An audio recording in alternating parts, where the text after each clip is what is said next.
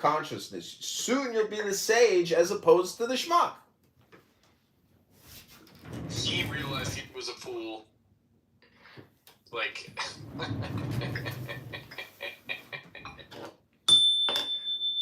You don't think Jesus played the same game? He played the ultimate schmuck. And he won. This is how you, if you want to live long and play the game well, be like Jim Carrey. Kitover, this is the last thing you said. You said because it comes down to opinion, interpretation, and understanding, then it becomes legal, social, political, trollish, and that's the way birds chirp in a tree. Exactly. You ever been to court? You ever been to court? It's like talking to a bunch of bird brains. They just sing songs and then they ignore you. What do you think birds do? They're just playing. And if you are here but you're not having fun, you don't realize it's supposed to be playful. There's somebody on this app that says that you're a genius. Yeah, lots of people call it genius to hit a button, but I just call it the book club. Okay, you ready, John? Ready? I was born ready. Go ahead, Scarface. I wish it didn't happen, but it's true. Okay, let's go. If intelligence leads you closer to God, and intelligence itself varies from person to person, how can God be equally accessible to all if access depends on an unequal trait?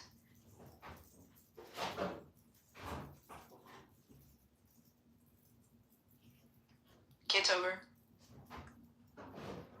Like you're saying that Forrest Gump doesn't have the ability to be close to God. I think he gave up. Diego, do you want to go back to something? Let's go back to setting. I mean, you killed him when. How do you verify? No, I'm still here. What's in your book club too? I'm still here. I was getting a cup of coffee. Person or So do you want to answer? Yeah. Or do you want to... Yeah. So listen, some people they get a lot of money. They might win the lottery, or they might inherit a lot of money, and therefore they can buy $1 million vehicle. Some people have to build the car themselves, meaning that your body, your brain is a chariot or a house, and how you furnish it is what the book club's all about. But you may go to the book club and you might read a book for 50 years and still not have the comprehension or understanding that other people might gather from that information. But nonetheless, this is a specific category of interest. This is not engineering. This is not computer science. This is not a technical field of study. This is, if you call it eschatology or theology or philosophy, it's the book club. I just hope that, Cynic, you've learned how not to answer questions through Kitover. Ladies and gentlemen, I'm a politician. I'm also a musician. I'm also a magician. And I just got to tell you, if you don't like my opinions, that's your opinion. But the universe is transforming whether you like it or not. And your opinions might not be smarter than mine. Just think about it. If you only had anything that is coherent, logically consistent, a matrix. What is that, a song from The Wizard of Oz? If he only had a brain. Okay, so you have a church that you call the book club, and you'll... Yeah, go to John Kitover Church on Instagram if you want to join my church. And the Father, and the Pope. That's what you made yourself. But you might be projecting. So, projection alert. Projection alert. Projection alert. Okay, Diego, is it okay if we go back to Mikhail? That's all, man. I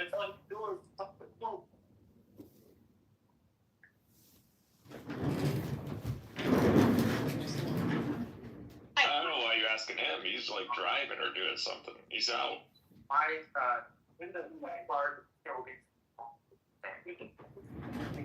Okay, Mikhail, number 12. Have you tried connecting to the Wi-Fi? Okay, number 12. What's going on? If the distinctions are, quote,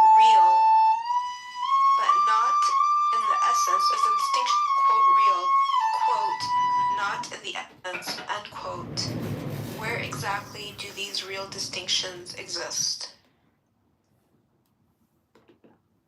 External to God. How can it be external to God when God is external and internal?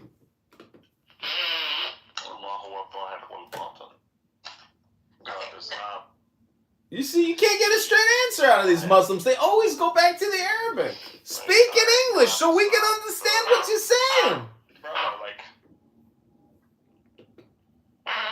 you answer questions. Do you want to keep talking? She can ask me more questions if you want. Subhana Pawana Wana. Come on, go ahead, Cynic. I'm not gonna sit here and answer questions and be interrupted. I'll tell you that. Okay, external to God, dependent on God. God is not the Vahed. The creation doesn't happen in God Himself, as in panentheism, like what the Kabbalists tell you. No, creation isn't happening in God. God is literally the very point that the whole XY axis can be displayed on. Like, if it wasn't for that 0, 0 point, when you look at a graph, you wouldn't be able to center no XY axis. You wouldn't be able to create a mathematical... Axis or XYZ axis? Because earlier you said XYZ. That's just 3D plus time dynamic axis. You're getting reality. That's what we are, 4D. Okay. Number 13. If they exist... External as in, not for you to understand via that eternally there is, like, dualism. Like, whenever you're starting thinking dualism, immediately you're getting the wrong understanding. There is a creator distinction, absolutely, and the substance of creation is not the substance of God. It's a real thing. Non-dual realism. It's a real thing. It's created, though. But what's eternally generated is the field that allows this creation to exist, the actualized potential. The field of actualized potential. Which is, if you look at the XY graph, the potential for you to create a hyperbola, a circle, a square, to graph a function. All of this is potentialized potential. It's there. What gets actualized, so potential actualized, this is the creation. Okay, number 13. If they exist, do you want to reread your answer, or are you satisfied? That's my answer. If you were able to write it down, or I mean, what I wrote is this: external to God, dependent on God. God is not the Vahed, as in creation doesn't happen in Him. I want to use external because then it's gonna maybe translate it in a million ways. So you want me to remove external to God and put dependent on God? Yeah, distinct, real. A distinct substance. It is real. So by saying real, it is a substance. Okay, I'm gonna remove, because you initially said external to God. I'm gonna write dependent on God. Yeah, I'll just say real. Yeah, real. Real to God. Yeah, it is real. Real to God. Dependent it's just on contingent. God. It's just contingent. Okay, hold on. It's just. And the creation is not. Hold on, you keep adding stuff.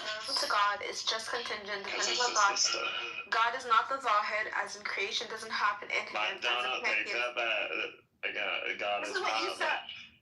Yeah, we're not doing this. I'm holding you up on one where you haven't even responded to the points to say, like, oh, you're changing to begin with. No, I'm making sure because I know what you're using AI, so you've got to be very careful how you use it. So God is the Vahed. We said that. God is the Vahed, as in creation doesn't happen in Him, as in pantheism. Panentheism.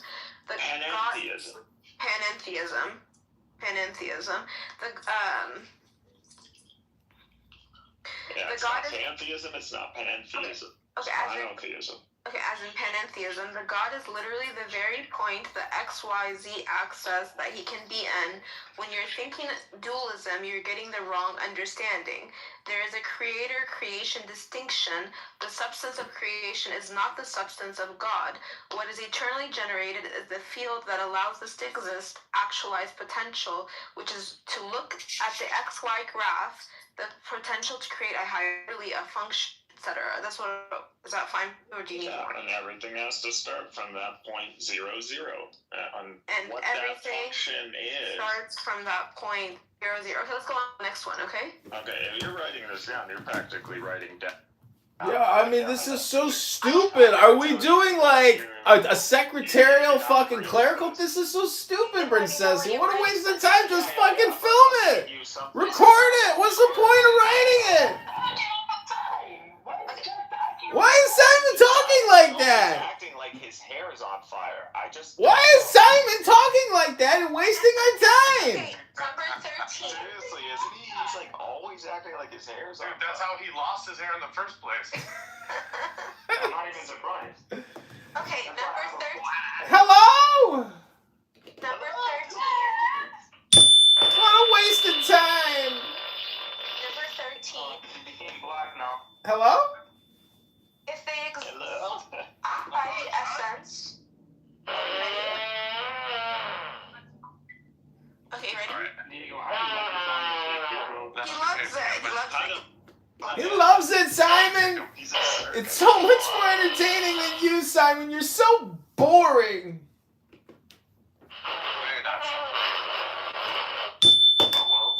We'll push him to the audience. Subjectively speaking, Simon is boring. Number 13.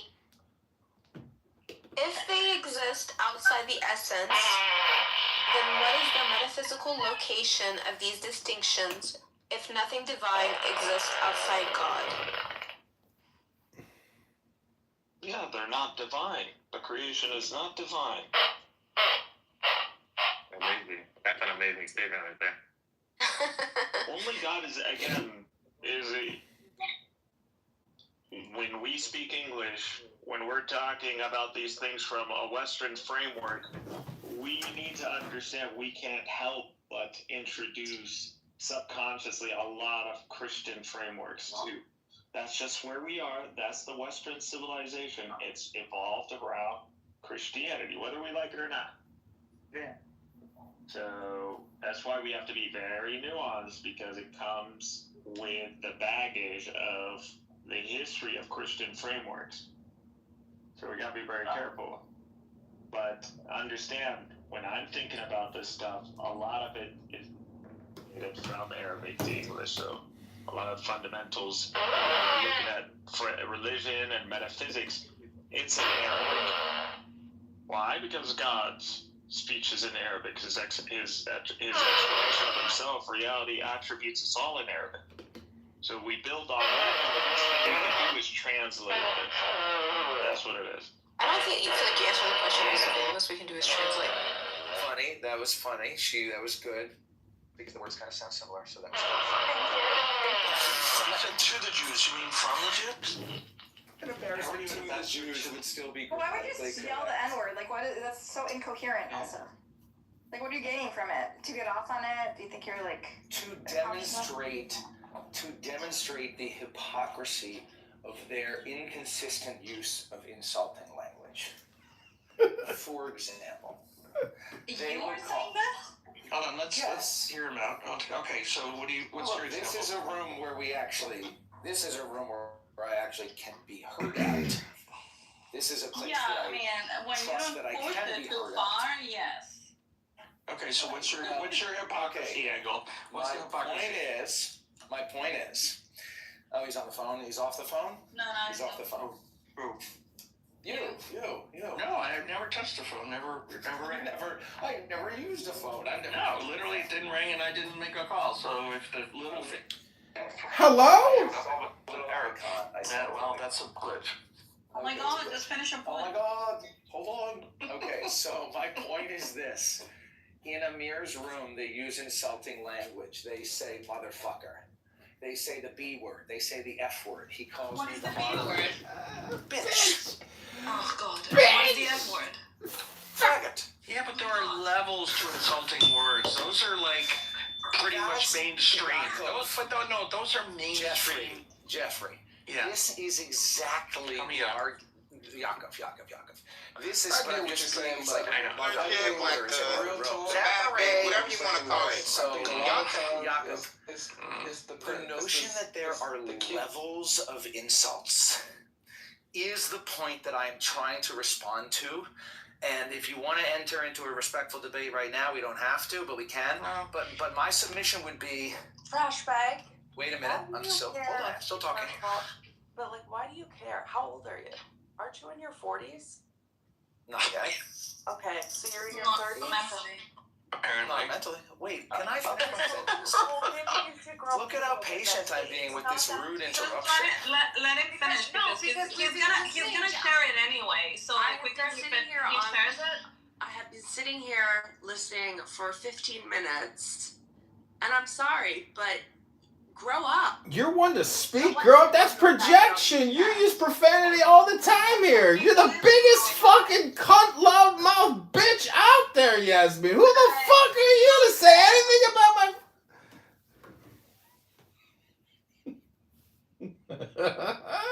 I like Jersey because it's a mix. Oh, roasted that bitch.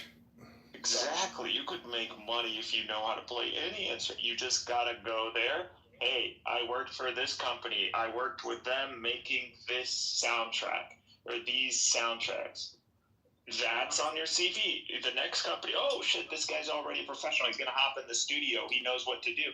Boom! All of a sudden, you're just getting hired. You could totally make money off learning how to play an instrument. 100%.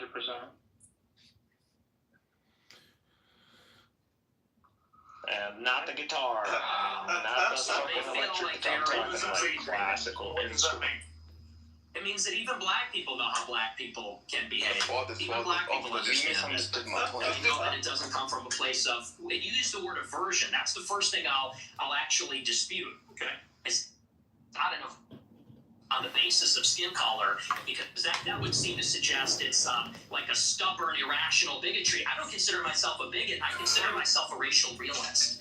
I'm realistic about how the races are, and I speak provocatively about it, and I speak provocatively about our tribalistic instincts and tendencies as human beings. And I'm not a liberal ideologue that says that over time and with enough education, we're all going to see this great brotherhood where we're colorblind and everybody's the same. You know, I don't think that's ever going away. I think that race is real. It's not just skin deep. It matters to us and it matters to each other. And black people know that, and Hispanics know that, and Asians know that. And people like me that have partial Mexican ancestry, we know that too. And I think on that basis, we can have mutual respect and understanding, not aversion based on skin color. The reason I use the word aversion is you literally say Calling somebody a jerk. Chris Morgan is such a cunt. I've never said anything like that. Word or the N-word or something. Based on my skin color. Calling somebody. No, that's called economy of information. That's economy of information. That's safety. And I feel, I said in the same monologue, if you watch it, it's like I feel sorry. The problem is you clipped the 10 seconds. I don't know if you watched the whole show, but in that monologue I said, most black people are not violent or criminals. I said, and it's unfortunate that we're going to offend them when we turn and walk the other way. I said, but the problem is we don't know. We can't tell. And someone like Irina Zarutska, she sat down in front of a black man with her headphones in and wasn't paying attention because she was being a good liberal and said, I'm not uncomfortable by this. I'm progressive. Then she got stabbed in the neck. And I said, it's unfortunate that you would have to sit behind the black man to be safe. And if he's not violent or schizophrenic, he might be offended. Who told you sitting behind him will make you safe, nigga? How many deranged white men have committed atrocious acts of murder? proportionally far fewer. How many? Do you remember them? You have a research team. You call You're obviously extremely exercised by that one story, which was horrific, absolutely horrific, and should never have happened. The child who perpetrated that evil act and a string of previous offences, and should have been picked up more, and it should have been amplified more. I completely concur with all of that. But I just suspect you have no idea how many white people have committed similar crimes, do you? No, because I know it's far fewer from experience. Okay. Because it's like you said. Well, and hang on, and I would add to that, Irina Zarutska wasn't the first one. That was also after Austin Metcalf was killed in Texas. Sure. After How Carmelo many Anthony times has it stabbed been him in the neck. perpetrated by white people? Well, hang on. Let me finish my point. But you're And then implying not that only white did- people don't do this. And my point to you, Nicolaitis, is of course, Oh, I never said white people don't do it. deranged white people commit these acts. But you don't either No know, disagreement. you neither know nor care, or maybe both, maybe you do know but don't care.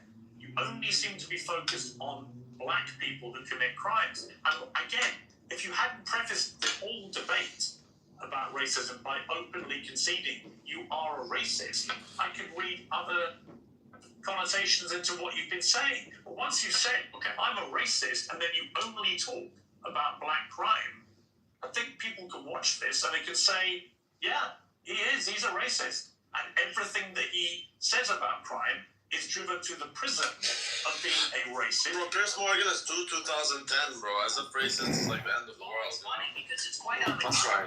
And I said this in a similar monologue.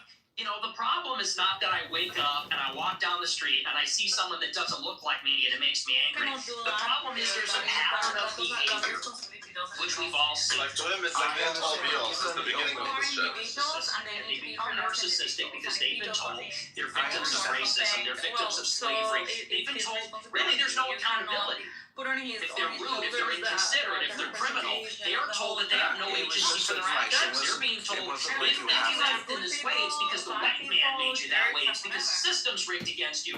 And so we've been telling black people this for a generation, and now there's no rules. Now they go, and what we hate to see as decent people, not even as white people, but decent people, even black people too, what we hate to see is rudeness, obnoxiousness, You look like the CEO of Uber and lead singer criminality, Disturbed had a violence. child. And that's that pattern of behavior that we see all over social media. On So the just to be body clear, footage, you on Fox. don't like black people who play the victim and are rude.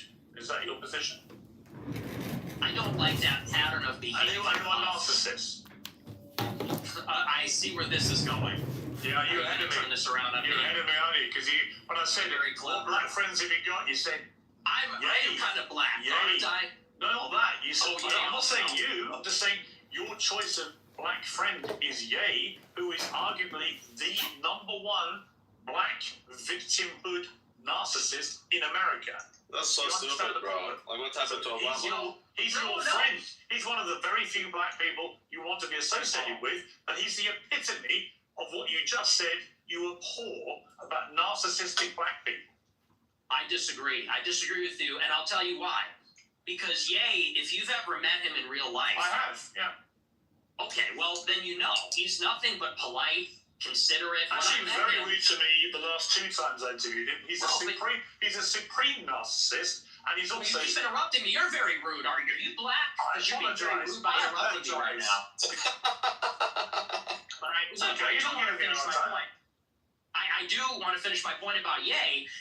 He is a guy who, when I was with him, wanted to make sure that everybody was heard, everybody felt included. He's actually a very soft-spoken guy, very polite, and by the way, not violent. When you look at all the rappers that are in the music game, many of them, especially from Chicago, drill rap, they're talking about killing people, shooting people, they gangbang. He notably, if you know about him, he got his start because he was a nerd. He wore a backpack and a polo, and he wasn't a gangbanger. He rapped about his feelings and girls and his dreams and his ambitions. So, no, and by the way, he would tell me all the time, he doesn't even feel black. They make him feel not black because he doesn't do those things, because he's soft-spoken, because he's artistic, because he's a bit of a nerd or likes fashion. So I would disagree. He's actually not like that at all. Okay, We're talking he's also a Hitler-loving anti-Semite. And we're going to take a little commercial break here, and we're going to come back about. Bro, see, that's the issue with it. All he has is like racist this, sexist that, anti-Semite this, and like all these. Did you hear what he said? He goes, "That's what I like about him." Yeah, but it's all. I didn't hear that actually. Anyway, let's play it. Yeah, it's the very end. But bro, like you need arguments other than you are an ISP or an OP or all of these things, bro. It's just Let's so get a gay. little commercial break here, and we're going That's to come why I like back about. Oh, he did say that's why I like him. Amazing. And see what Ye said about the Ciao. same subject matter. Again, well, you would expect at some point when you keep calling people ists and obes and all of that stuff, and they like react to you like, so apathetically, like it's like, okay, yeah, I am racist. Like at some point you need to drop that because it's clearly not working, right? Angel Studios are the let's skip this thing, right? There we go. We're back. Okay, back with Nick Fuentes. Let's just turn to anti-Semitism. In your interview with Stephen Crowder last week, you answered emphatically, you don't hate all Jews. Is that correct? That's your position? Yes. Okay.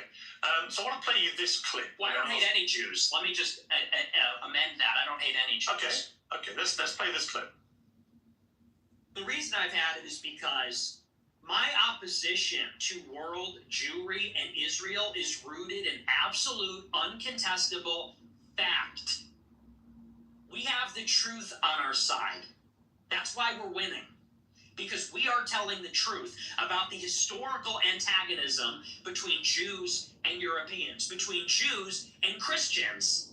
The theological, historical, racial, cultural, and political antagonisms between organized Jewry and the Christians, organized Jewry and Europeans.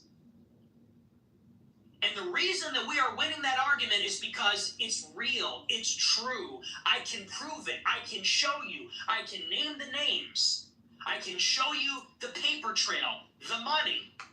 That is why we're winning. That is why all of this is raising the consciousness.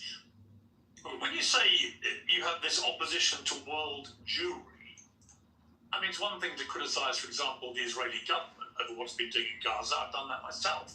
When you talk about world Jewry, I presume you're talking about the 15 million Jews in the world, and you are opposed to them. How does that square with your position that you don't hate any Jews? Well, do you take issue with my use of the term world Jewry? Well, what do you mean by that? Absolutely. Would you take issue with it? Do you have a problem with that? Clarify what you mean by it. Well, it's funny you bring that up. The gaslighting's crazy because I use that expression on my show all the time. I say organized Jewry, world Jewry. And do you know that for like 30 years, the World Jewish Congress has an annual keynote called the State of World Jewry? Barry Weiss has given it. You can look it up. It's on YouTube. She gives the State of World Jewry address. What do you mean by it? I mean, you have to talk about, there's a concept of Jewish peoplehood. It's the sense that they are part of a common nationality, a common tribe, a common people. And so where they reside in Israel, the United States, or Europe, or elsewhere, they see each other above or maybe on a different level alongside their nationality, their state, wherever they reside. If they're in Germany, France, the United States, they see themselves as part of a transnational nation, of an international nation. The Jews in America, the Jews in Israel, they identify as Israeli or American, but they also have something in common. They identify as part of a common nation, which I would say there's a world Jewish population. It's world Jewry. And world Jewry has representatives. There is such a thing as the World Jewish Congress, where they actually elect, it's democratic, all the local Jewish organizations elect representatives to represent proportionally the Jewish population in their area at the World Jewish Congress. And it's sort of like Davos. It's like the World Economic Forum, but it's exclusively for members of the Jewish nation that exists across the world. And so that's a real thing. And I didn't make that up, and that didn't come from 4chan. It's like I said in that clip. I read what they write. I read their books. I watch these speeches. I watch the speech from Barry Weiss. I pay very close attention. So that's what I mean by that. There is such a thing as it's a nation that exists across borders on a global scale. They're organized, and they have a national self-interest as that nation, as that tribe. So if you don't hate any Jews, what do you like about them? I like a lot of things about them. I think they're funny. I think they're smart. I think that they're pretty remarkable people. And as Christians, especially as Catholics, we say they're remarkable. And this has been adjudicated in Catholic doctrine for thousands of years. We say that they're a witness people. And so we actually, there's provisions inside of Catholic doctrine that says we need to give them special protections because they were a witness to Christ's passion. So, this is why you can't clip the show. You have to watch the whole thing. I say this repeatedly in interviews. I do think they're remarkable. By definition, they're exceptional people. It's just that there is a sort of natural opposition between them and Christians because of the theology. We believe that Christ is the Messiah. They don't. They have been a minority in Christian lands for thousands of years, and they have been pushed around and expelled, and they've been persecuted and segregated, and that's why there's a lot of paranoia, there's a lot of distrust, there's maybe some sense of chauvinism among Jewish people. So there is, like I said in that clip, there is an historical antagonism between these two peoples, between Christendom and Jewry, and that has always been the case in Europe. But I don't hate them, and I think I actually sort of understand them in a weird way. I think that because I've studied a lot of their politics, I think I really kind of know them in a way, and it doesn't come from a place of hatred. Do you have any Jewish friends? I do. I have many, yes. But that's weird because you said this. Jews and Christians have never been friends, ever. Not since Jesus Christ fought with the Pharisees. Have we ever been friends? Not since Saul was leading the charge persecuting the Christians. Not since the Roman Empire, not since the Middle Ages. Never. We've never been friends. We've never been allies. We've always been set against each other, actually. And even here in the United States, it was communist Jews who were the architects of both communism and the civil rights laws that are dispossessing white Christians of their land and civilization. So Jews and Christians have never been friends ever, except for you and your Jewish friends. Yeah, so easy. As peoples, as nations. Got it. Not saying every individual Christian, and that. Of course, there have been Christians and there have been Christian converts to Judaism, Jewish converts to Christian. You're nodding your head, but you're asking this. I'm saying as peoples. As a Roman Catholic like you, and I have many Jewish friends. I'm just trying to compute what you're trying to say, which is Jews and Christians have never been friends ever. And I'm like, you have Jewish friends, I have Jewish friends, we're both Catholics, therefore we're Christians. It doesn't really quite add up. Well, like I said, as peoples, there has been an historical antagonism as peoples, and you could even say the same about blacks in the United States. Of course, there were black and white people that were friendly with each other, but in many ways they were set against each other as groups. And I think that's easy enough to understand. The reason that many people think you're anti-Semitic is that you have regularly downplayed the Holocaust, and in particular the number of Jewish people who were murdered by the Nazis. It's been said that you believe no more than several 100,000 have been killed. And I want to play you this clip. People talk about, what about the gas chambers? Well, to the extent that that's real, I find that hard to believe, but to the extent that's real, there have been atrocities committed and genocides committed in all times and all places. Let's acknowledge why Hitler casts the long shadow. Because that confers a political benefit upon Jews. That's why. It doesn't really sound correct to me. Wait a second. It takes 1 hour to cook a batch of cookies, and you have 15 ovens, probably in 4 different kitchens, right? Doing 24 hours a day, every day for 5 years. How long would it take you to make 6 million? I don't know. It certainly wouldn't be 5 years, right? The math doesn't seem to add up there. You think that's funny? It's funny, it's amusing what you're doing because, that one was a joke. But do you want to talk seriously about the Holocaust? Yeah, I do actually. I do because I just find it extraordinary that you would think the Holocaust could ever be something that we could joke about.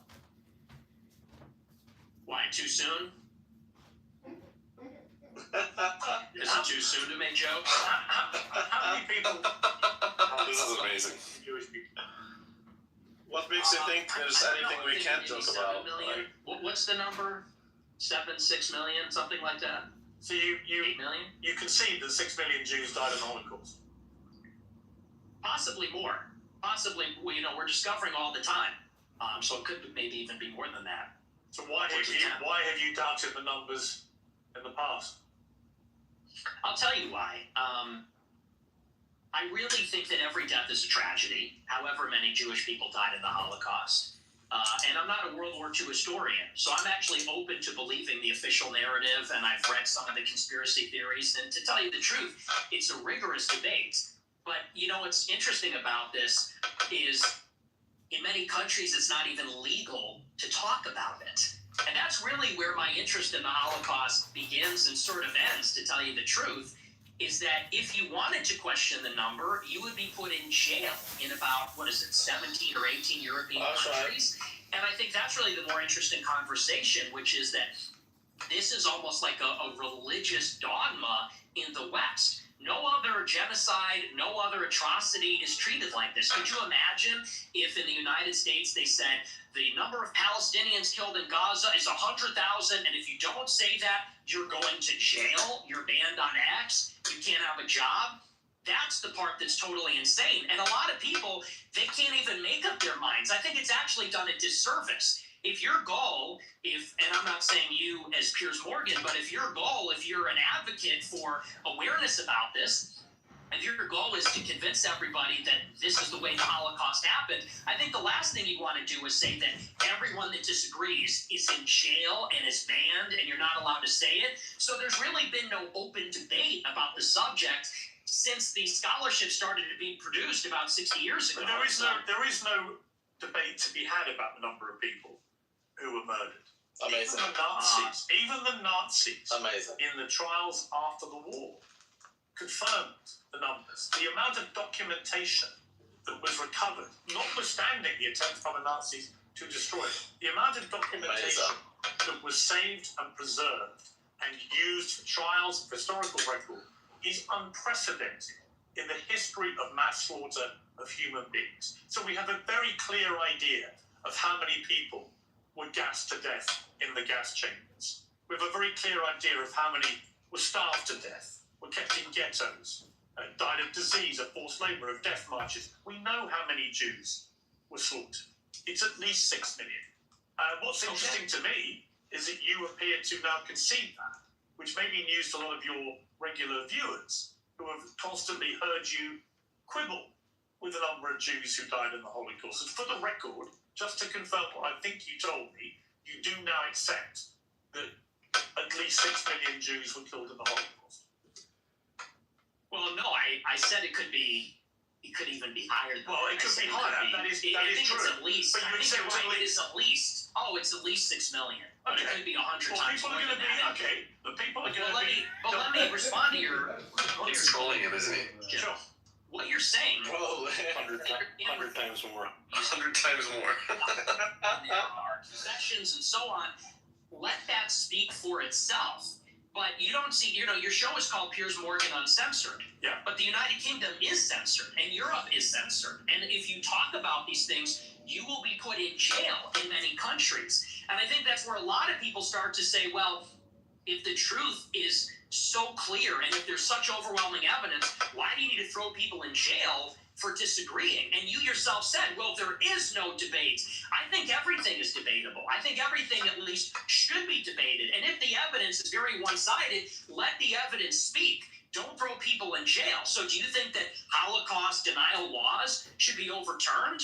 I don't particularly agree with Holocaust denial laws. I don't think people should be in prison. Okay. Well, because I have a blanket view now, which has evolved slightly actually over the years, that I have a blanket view that speech should not be criminalised. Right? People should be allowed to say what they want to say.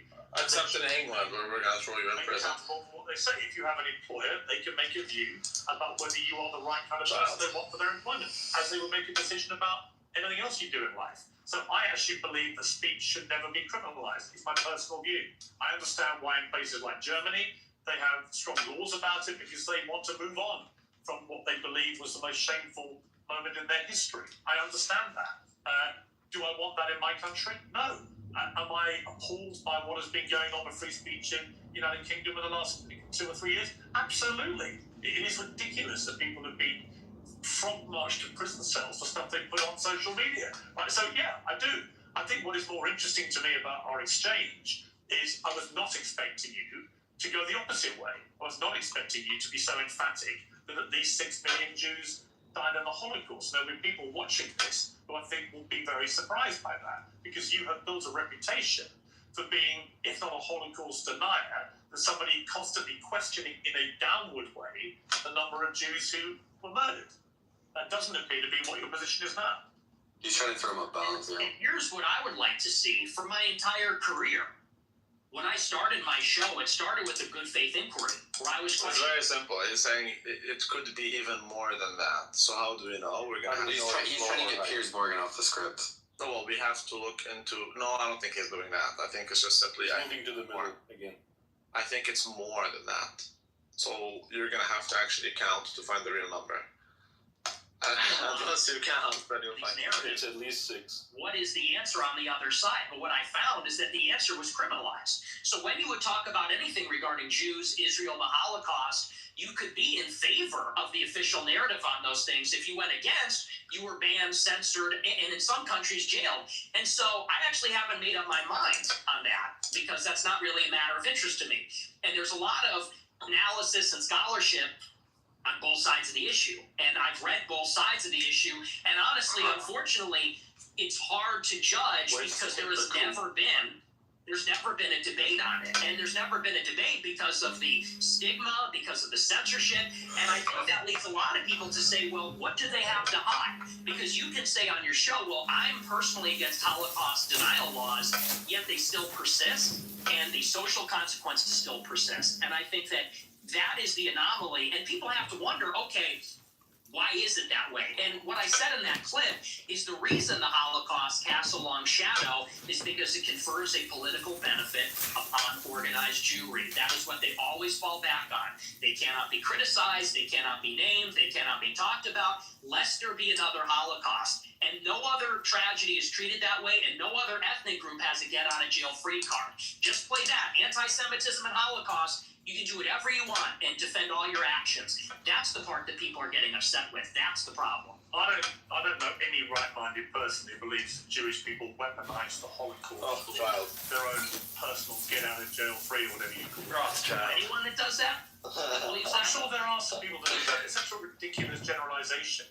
You know, the truth is that most Jewish people have lost relatives in the Holocaust. In fact, I want to play you two clips. One is where you talk about Adolf Hitler. Hitler was a pedophile and kind of a pagan. It's like, well, he was also really fucking cool. So, you know, time to grow up. We're not children anymore, am I right? Am I right? Am I right, boys? Am I right? Let's go. He was also really fucking cool. Do you regret saying that? Saying a fact? No, that's absolutely true. That was very fucking cool. Yes, I do. One of them. And I'm tired of pretending he's not. Well, To be honest. this is the problem, you see. It's like when you just say, I'm a racist. You're a racist, you think Hitler's Well, the Joker quote. Semitic. If you're a Jew, Remember me, Joker. this, what are they thinking? I'll tell you what they're thinking, because I've got a friend of mine called Danny Finkelstein, who, when he heard I was interviewing you, he's a Times journalist in the UK, very eminent journalist here, and author, who wrote a book about his own family's experiences at the hands of Hitler and Stalin, because you also told Tucker Carlson that you admire Stalin. But let's just tell you what Danny said here. Hi Piers, it's Danny Finkelstein here.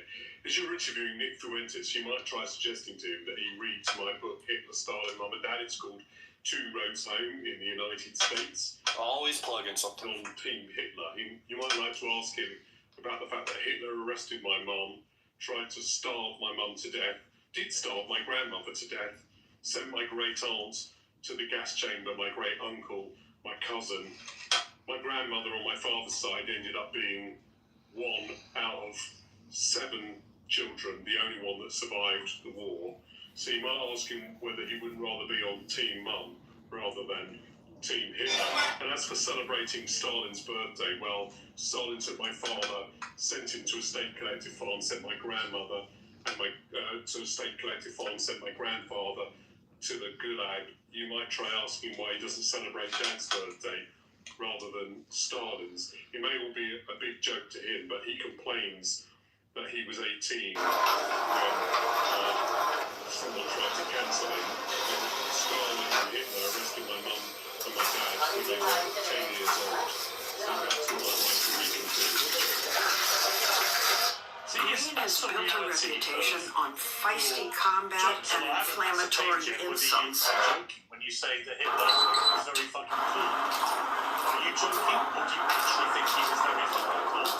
The most genocidal monster of the last 150 years. Yeah, the thing is, my generation, we're just done with the pearl clutching.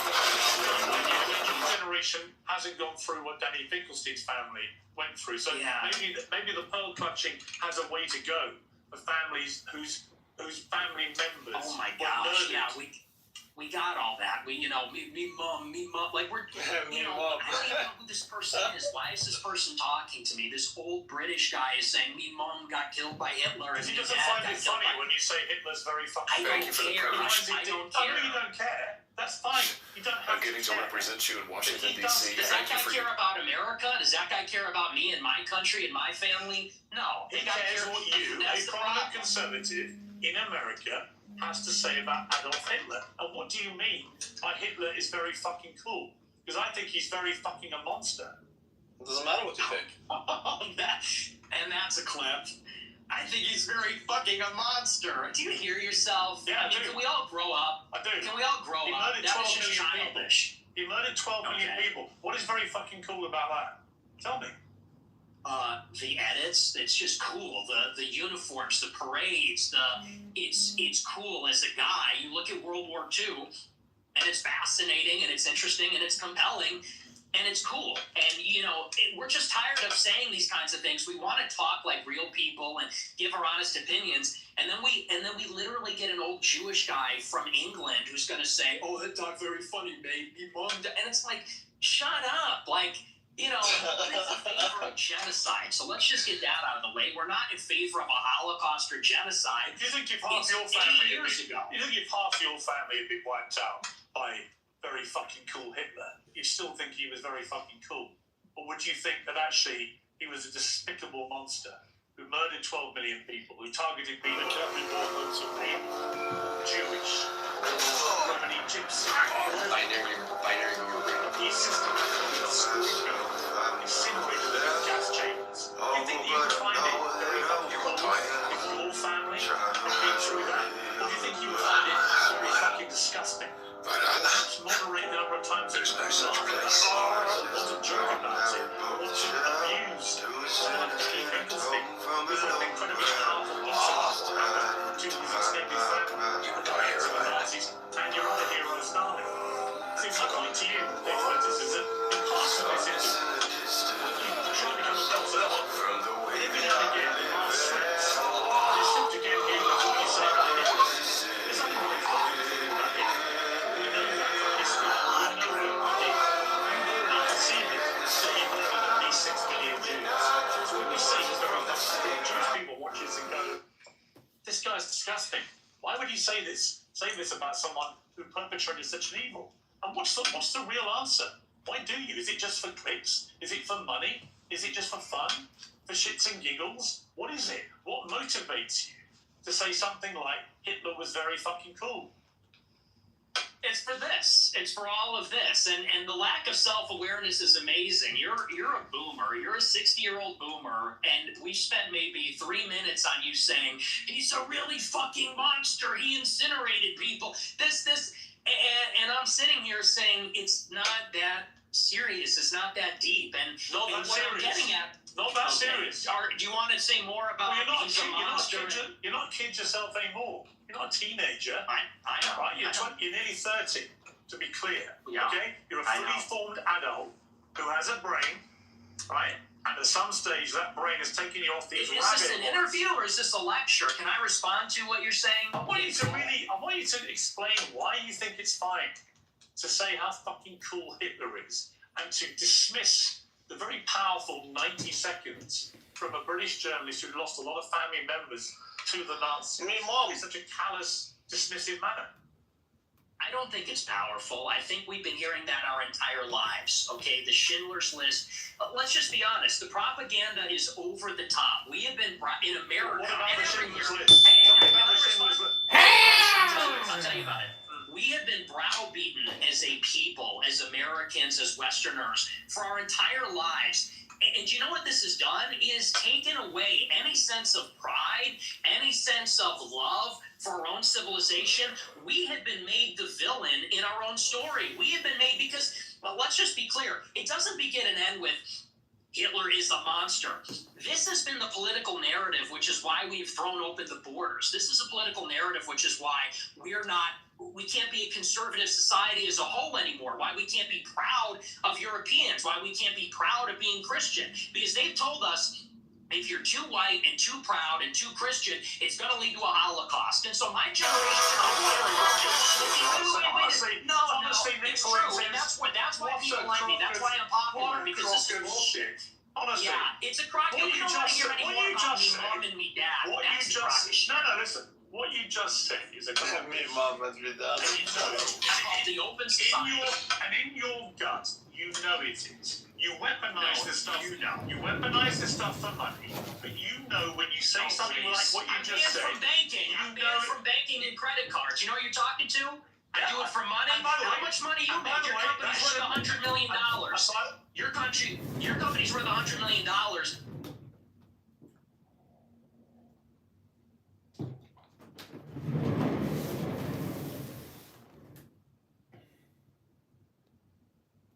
The fat niggas like. Or they would.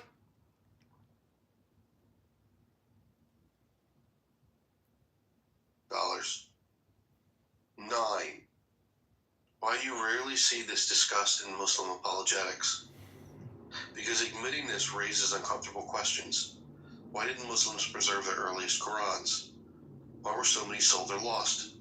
Why do the oldest Qurans contain textual variants? Why does the earliest textual evidence sit in Western archives, not Islamic ones? This contradicts the apologetic narrative of, quote, we preserved every letter perfectly from the beginning, end quote.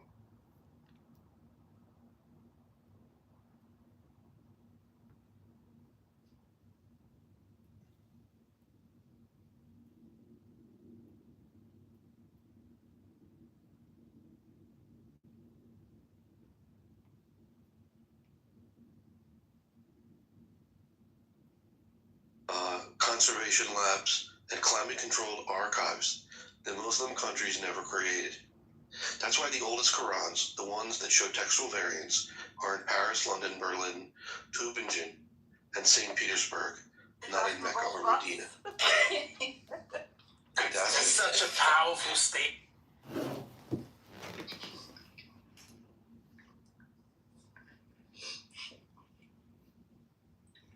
You're gonna go into nursing or some sort? No, it's a stripper position. Yeah. Oh. Part-time homework. Yeah, but they will fire her when they find out she's got the right boob bigger than the left boob.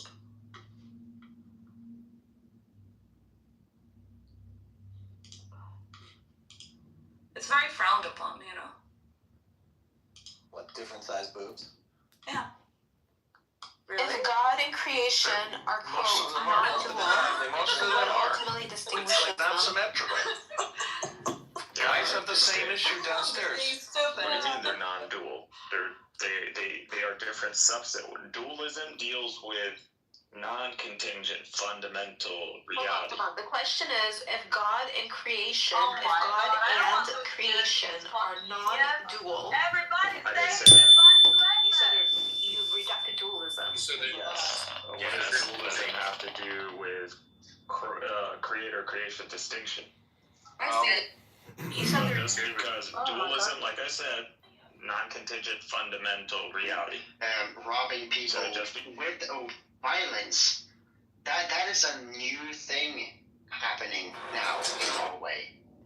So I can understand that it's more difficult for America to right up the wrong that they've been doing for so many years. But I don't think that is making Europeans and Norwegians Like, pussies, if they quote, have a unquote, monopoly, just because we have it much better. The legal They need system has failed, mercenaries. and everyone recognizes that now. People are not being rehabilitated. What do you think? What do you think is More going and to more happen? people are How do entering they the take system. over Africa? Because remember at the beginning of the break down post, it said, generation, and Christianity you know, doesn't have this a is- strong this- enough pull on this society. You know what I mean?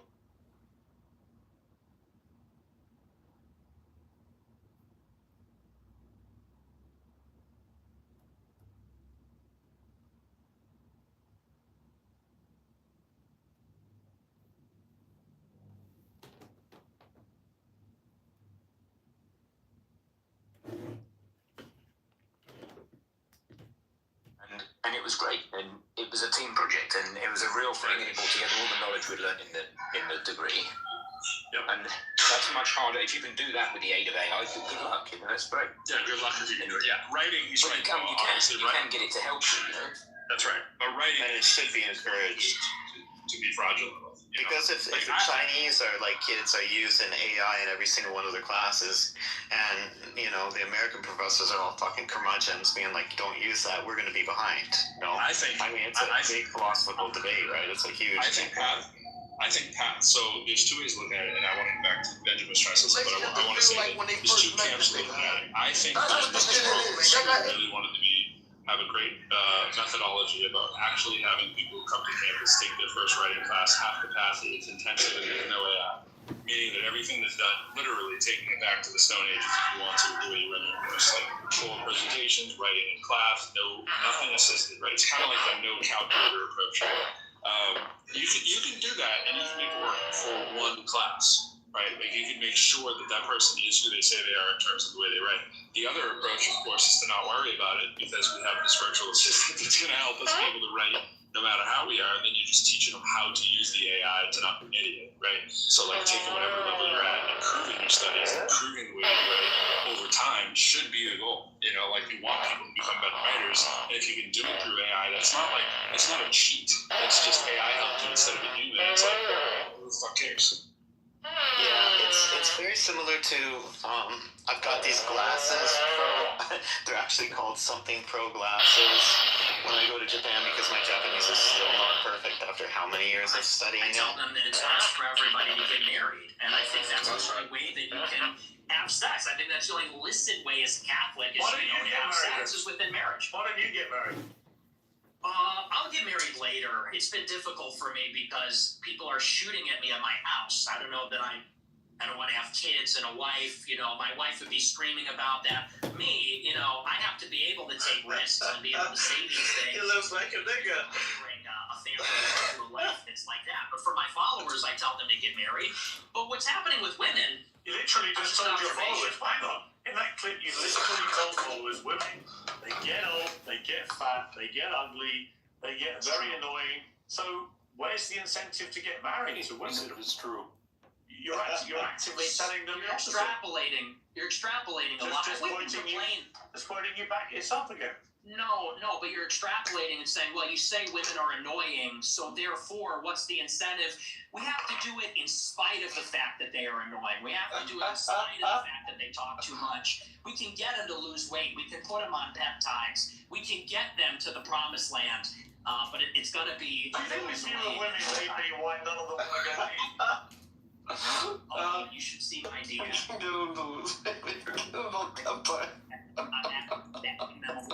Granted, not all of them are attractive. Some of them are attractive. Are you actually, just to clear up one of the many theories about you, I have no idea what the answer is, you have no answer, but are you actually attracted to women? I am attracted to women. You're not gay? No. But I will say that women are very difficult to be around. Okay. So, there's that. And do you think they should have the right to vote? No. I do not. No. Absolutely not. Yes. Well, yeah. It's so amazing. That's what you just don't done, is it, right? I love Nick Fuente. He should be the president, bro. Like he's right on everything. It's crazy, except for the Holocaust thing. Dinosaur, aren't you? Aren't you Nick Fuentes? All women are annoying. You make sense. They all get fat. Says the guy, have you ever had sex? Is this Wow, says the guy got laid. Oh, classic. That's the thing, though. You boomers, it's You think always you're an expert in women? free You love. never got laid? Yeah, we are going back to the Stone Age. You're absolutely right. This, you're talking about empathy and you're Weird, bro. That's what I was thinking it as too. Reported.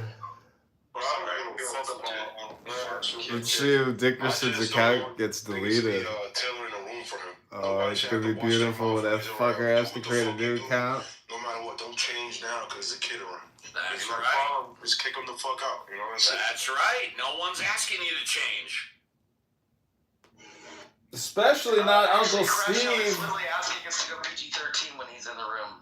Uncle Steve would never ask you to change because he doesn't even read books. Well, you're half right. I would never ask anybody to change, but I do read books. What was the last book you read, Uncle Steve? The last book that I read, give me a moment. Don't even know what you fucking read. Prove my point. Thank you very little. I am complete. Maybe it was a tour.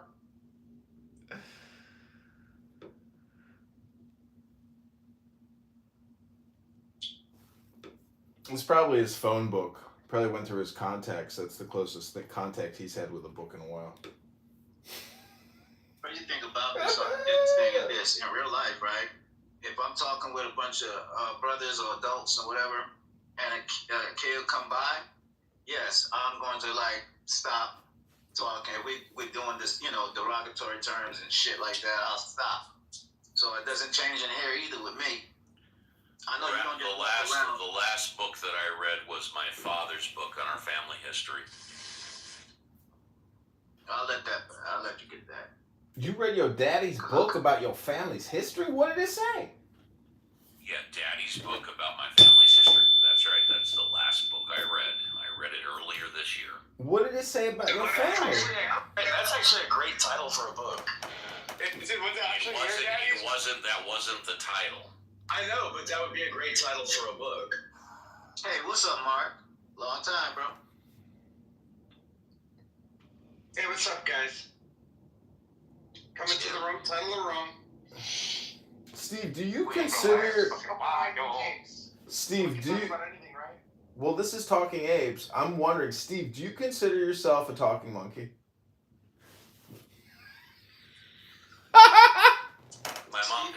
My mom passed away a couple of years ago, and before she passed away, my mom and dad started working on a small little book to leave for my blood nieces and nephews and my siblings and the Appel family.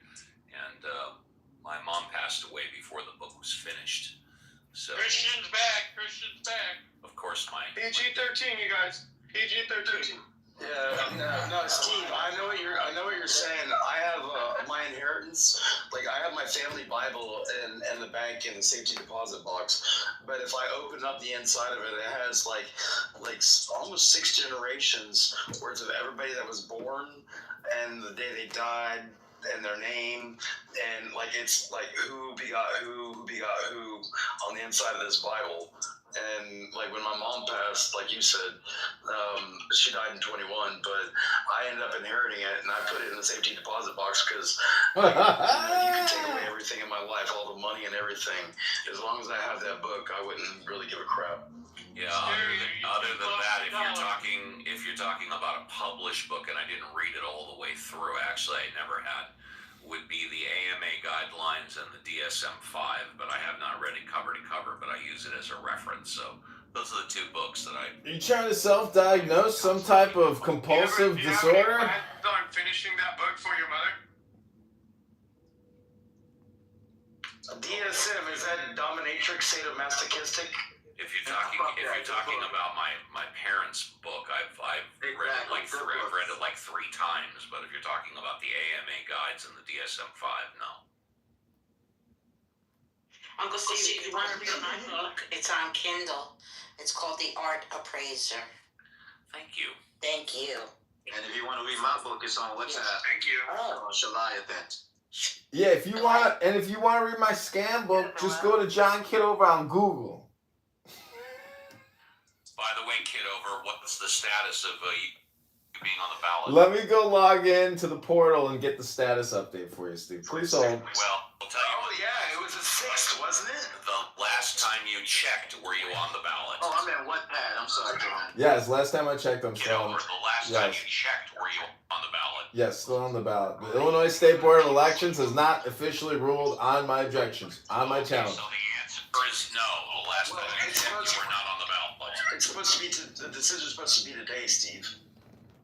Great. You know, that's why but that's why he's looking, because there was an objection on like the signatures for his petition, and then like somebody appealed it to the board, and then they had to go through it and then approve it. If the board doesn't approve, then I can still submit to the board a write-in petition. I can be a write-in candidate. Well, of course. Anybody in the district can be a write-in candidate. No, you can't. You have to have run for Congress, got kicked off the ballot, and then file your own write-in candidacy. Everybody hates that thing. I put my name in for it. If you don't put your own name in for president, are you even trying? Mickey Mouse is anybody can be a write-in candidate for the president. That's what I'm saying. I usually put my name in. No, John's writing in to be a LARPer. He wants a live action role play to be You know, the funniest thing is, when I go to X Spaces, people say, this guy's a fucking congressman. He's running for Congress. And so I roasted Grant Cardone on X Spaces the other day. But it is a branding effort. It is a conditioning effort. And you realize just how much work goes into conditioning and suggesting to other people who you say you are. Because it's not who you say you are or what you say. It's what you do. And therefore, this app is just a bunch of bullshitters who do nothing but run their fucking mouths, but never do nothing. It's not what America can do for you. Whoever got me blocked needs to unblock me, and this is Tampa right now, bitch. Oh shit! What? Unblock Tampa. Is it you, TA, the DJ? Which one of you talking apes is blocking this girl? It's probably Mountain. He's got a new bean. Oh shit, it is Mountain. Mountain got Justice Mountain. Mountain got kicked to the goo with the communists. Oh my god. It's not me, honey. See who it is. Yeah, I've got 0 people blocked, and I don't even have a bean, so. Yeah, it's got to be somebody with a bean. I don't think I have any. It's Mountain. Whomever they're gone now, otherwise she wouldn't be here. Yeah, I helped you up, dude. What the fuck? I don't. It's Mountain, the sprinkler installer. Okay, listen. You do. Did it this time, bro. Here's the truth about John, okay? You do not need to be giving that guy any money because his campaign is a scam. He wants it for ribs and because he's getting sued for real estate fraud or whatever. Because he's Well, the ribs isn't a lie, and the real estate fraud, that's not true. How dare you take that $100 I gave you to go to the bar that I told you to go to the bar and get you a good meal? Yeah, I can't wait. Thank you very little, Mountain. You notice how John has no legitimate job? He's on this app all day. I'm pretty sure that he knows more than you and I. No legitimate job? What are you talking about? I worked for the IRS for 5 years while I was running my mouth here. The reason I'm on this app is because of John. And breathe real quick. No, he was my friend when my mom was going through cancer, when my mom was dying. Yeah, that's cool, man. But he was my friend on Instagram, and I never even knew what Clubhouse was. And one day when I was trying to talk with him on Instagram, and he's like, hey, I'm on Clubhouse, I can't talk. I'm like, what the fuck is Clubhouse? Oh, wow. Wow. Green bean and play, I got y'all. That man is a talking ape. That does not mean he's not a scammer, because when I met John, he fucking was on here telling me that he was getting sued by his fucking apartment or something. And so that's what's going on. No, I have foreclosure debt. doesn't have a job. I have foreclosure debt. I have a job. I'm running for Congress. You think it's easy to do this? You think it doesn't cost money? Doesn't take time? Doesn't take effort? It's called work. That's what a job is. You're here complaining about somebody not working. Sounds to me like you're not working. This is called projection 101. You freckly, watered, you. Let me say one sentence to you. Mountain. Hold on a second. Wow. Okay, then go ahead. I apologize. I'll go on mute. Thank you. All I was trying to say is that John has no interest in fucking actually winning this thing. He knows that people know he's not going to. No interest in winning. It takes communication. It takes money. It takes work. It takes effort. You're not winning at anything. You install sprinkler systems and you've got a body full of freckles. So you are just being a scammer, and you know that you're just going to take. It's not a scam, stupid. It's called running for Congress. The fuck is wrong with you? Hey, we want you to have it, John. We all want you to have it. Anybody that gives you we want you to have that money, bro. No, we and we want you to be able to put your name out there. You may not get it this cycle, but I remember when you and I did the Dominion voting systems to be pollsters back in 22, and we went through the whole manual and we became certified pollsters through Dominion voting systems. You know, I've always known you to be a very intellectual human being. And I wish you well on your endeavors as a congressman. You do not think that all these recordings of this crazy act would sink his fucking candidacy? All we have to do I think that you're short-minded and don't understand the big. Hey, welcome to scammovie.com. Do you realize that I'm an executive producer of this bitch? I'm not running for Congress. I'm not a fucking scammer, but John is. He knows he has no chance of winning. Taking his money and using it. Yeah. You're dopamine dropping in your life right now. Because the one question I wanted to ask you, Mountain, is do you know that the more you talk, the further away from the truth you get? Yeah. Damn, that's some wisdom right there. I wonder where he heard that from. Mountain, you're projecting, and you're not being honest or accurate. You're trying to stuff me under a bus. You're full of shit yourself, Mountain. This is what it takes to run for Congress in 2025. You may not like my approach or my strategy, but that's a you problem, not a me problem. That's a you problem. You're a nobody, bro. That's projection alert. Projection alert. You're somebody to me. You know what's funny though? I'm not running for Congress. This Clinton bastard is. Bro, John is fucking not just somebody recording. AOC got on the ballot. Yeah, I know. She was actually on the ballot. This motherfucker is doing a right candidacy, knowing he has no chance of winning, but knowing that means. Well, that's yet to be seen because the election board has yet to rule. Shut up for a second. You're putting the cart before the horse. Stop for a second. Stop. So yes, legally he is not doing campaign fraud if he writes himself in on the ballot. Yes, that's true. So that's all he's planning on doing. But he knows he has no chance of winning. All he's doing is planning on doing that, writing himself in, and then taking the campaign money from his losing candidacy.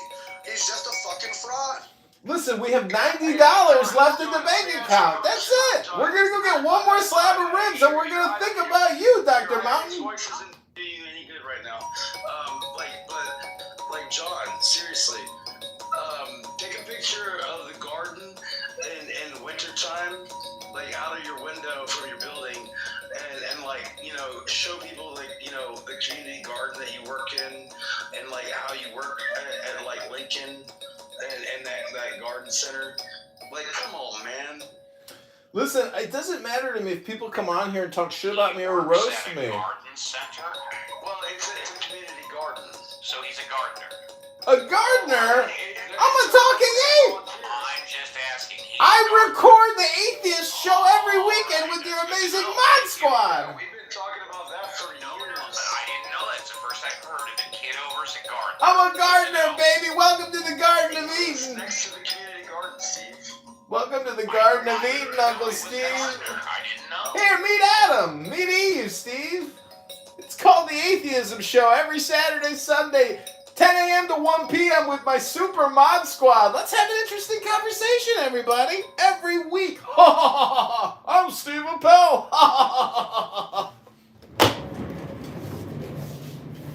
Well, at least now we know he's a gardener. Well, he's also a very big part of his community. Really?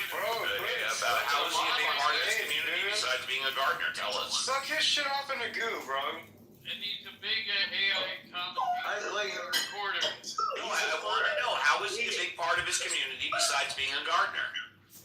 He replays I've known him to be a part of like the popular culture within the nightlife scene.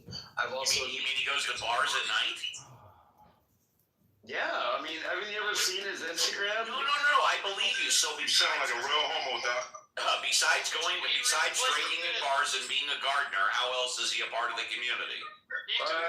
He's got his YouTube videos when he goes to the YMCA and he's on the treadmill for like 45 minutes and he's working out and like he does that all the time. He records himself and like he's trying to better himself, like, you know, making today a good day and then like make tomorrow the same kind of good day. And then once you do that for like 21 days, now you have motivation. Like, you know, he speaks, you know, Marcus Aurelius, you know, and like, you know, or like philosophy from, you know, Aristotle or Plato. I know that, like, you know, Socrates never wrote anything down. Aristotle and Plato, because he reads a lot of poems. Socrates he reads a lot of poems when he speaks to me, and he doesn't ever credit Aristotle or Socrates. Well, I mean, you might be catching him when he's doing like the Tao. I only catch him when he speaks to me. I don't reach out to him. Oh shit! He reads these poems. I'll call him right now on my other phone. He never quotes Aristotle or Socrates. While I'm on the phone with y'all, I'll get on my other phone and call him. Like, it's up to you. He actually reshares this stuff on the internet. So he's doing stuff for the community. He's replaying what you guys are doing. Yeah. Okay, so what's his Instagram? Wait, so him replaying my weekend shows is benefiting his community in Illinois? Yes. Okay. All right. Yeah, he's gonna need some. Well, I mean, it's a West Coast flavor in Chicago. We're gonna need some royalties for that shit, Steve. Why? Clubhouse isn't royalty worthy. Clubhouse is a piece of shit app that everybody uses to gab. And it's allowed to be recorded. What do you do with those recordings is what I want to know. Well, you make money and create AI off of them. No, bro, PG-13. No, you don't. No, you don't. Unless you want to be sued because. Oh, Christian's up in this bitch. Yeah, PG-13. You can actually be sued for that. Did you know that? Right now, a bunch of AI companies are actually using, or are actually in litigation to figure out the legality of just using people's data. And I'm telling you, like, if Clubhouse ever sees anybody making significant money off of their data, they will fucking sue them. And if you want a real lawsuit, then go ahead and try to sell people's data. And hey, I'm an executive producer. I'm up in that LLC. Okay, well then your ass will be on the line too, because you cannot just. No, it's limited liability corporation. I'm pretty sure I'm protected. By what, man? Read in the rules. Bylaws. You cannot sell. This is not your data to sell. They own your voice. If you use their app. You know how many holes are in that terms of service? Clubhouse is allowed to use the recordings of our voices arguably any way they want. That's what I'm saying. Clubhouse can, Steve, but other people. We are Clubhouse. We can't use. We are Clubhouse. You can't sell recordings from Clubhouse. We are Clubhouse, Mountain. Dude, I heard you. Yeah, but you're not acknowledging the fact that without us, there is no Clubhouse. Yeah, but we don't own that data. We don't own it. You understand?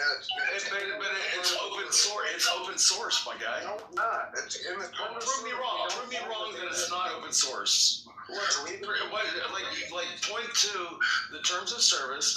Tell me the exact chapter, the exact Article 2 clause B or C or whatever. Tell me exactly where we're violating. Yeah, I'm gonna read it here. Let me find it here. Owning. Hold on. If you can, you might want to filter under reproduction of recordings or copying. You guys are so fucking stupid. Let me just put it to you simply. If a politician comes on this fucking app and runs his fucking mouth and you happen to clip him and then make it public on X or YouTube, you mean to tell me that Clubhouse users or Clubhouse can sue that politician can sue them? You guys are fucking retarded. Wake the fuck up and smell the coffee. If it's on point, I'd like you to read it. You have to see what's on All right, Clubhouse Terms of Service, TOS, and related policies, addressing recordings in two main contexts. Temporary recordings made by Clubhouse for moderation purposes and user-generated recordings like replays, save room sessions. The app emphasizes live and oral audio conversations, but exceptions exist for safety and features. Below is a breakdown on Clubhouse official policies. Temporary recordings by Clubhouse for moderation and safety. Ownership and control. These are owned and controlled exclusively by Clubhouse. These are not accessible to users and are deleted shortly after the room ends unless needed for investigation. Key details. All live rooms are temporarily recorded and encrypted to allow Clubhouse to investigate reports of violation. Hold on here. Okay, those are the Clubhouse temporary recordings. Yeah, hold on. I was just going to say, if you could jump to the part where it says someone like Kitover can record the rooms and restream them, that would be great. All right. User-generated recordings, replays, and chats. Ownership and control for replays, save room, audio enabled by room creator. Ownership belongs to the room creator. They alone can delete the full recordings, download, or control share participants. So maybe, hold on. Let's see. Again, for example, Under the talking TOS, all users content called user submissions, including audio contributions, is owned by the user who provides it. You grant okay, so I guess you can take it. I guess. So if he's the one in the room recording it, it's his content. Yeah. No. What you just read is the person who opens the room. Yeah. So. No, just because you open the room doesn't dismiss my rights because you're the one that opened it. You're not giving privileges just because you open the room and nobody else gets the right that the one that opened the room does. You're not the arbiter of rights. Well, we'd have to look it over again because I'm pretty sure You need to find where it talks about we can go to trial, but it's going to have to be a real court. You need to find where it addresses Kitover recording a Talking Apes room or one of my rooms and then replaying it on his own. How many times have I heard my own voice played back to me from other people? Let me look it up here. I'm just talking about the terms of service. But can it be for a financial gain? Doesn't that change it? Again, that's why I'm asking you to look up the terms of service. Steve, I got it here. Okay. Based on Clubhouse Terms of Service as of 2024, always verify an app for updates. Selling recordings, whether temporary, moderation, audio replays, save rooms, authorized captures is strictly prohibited for users. So that is true. And I bet it's because of copyrights. Well, yeah. So you can't. You can't actually make money off it. That's what it says. Because Steve's show is Steve's show. They can't just use it for their own gain without giving them. No, I don't think you can actually sell it in general. Like what it says here. I mean, in general, I don't think that you're allowed to just says user owner. You retain ownership of your own user submissions, e.g., your own words on them. However, by participating, you grant Clubhouse irrevocable, worldwide, royalty-free license to host, display, modify, and use it for service operations.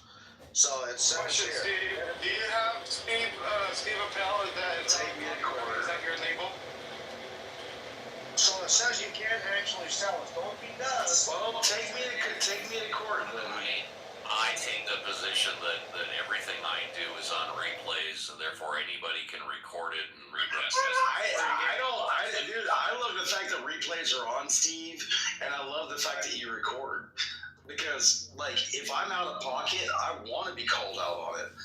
And I'm appreciative of where you come from. Kitover has recorded hundreds of my rooms. He gets 5 to 10 people. He gets 5 to 10 people that listen. I've never gone after him for. So Steve, your name's getting out there. He's up, Doc.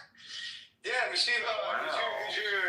Is your name like copywritten by any chance? Just curious. My name. That's all I wanted to get in. My name is not copyrighted. The answer is no. My name is not copywritten to the best of my knowledge. yeah, these are not his show. Listen, this is club. Like, I don't think he can do that, but it says clearly that he can't make any money off of the shows. Like, you can't sell the fucking recording. So I think Dark can probably do it personally, but if he was to make like significant money, then the Clubhouse would surely go to him and sue him. So that's the difference between for entertainment purposes and for financial gain, pretty much. Yeah, I mean, basically. So wait, his room that he does with the lawyer, then isn't that wrong then? Because the lawyer. Okay, that's a different issue, and if you give me a minute, I'll explain that. Okay, the room that I do with the lawyer, the Workers' Rights Radio Show, and by the way, it's no big deal on Clubhouse. We get 50 people. However, we just basically use Clubhouse as a free audio engineer. We record the room. I then email the recording to the radio liaisons, and then they put it on 4 radio stations on Sunday morning.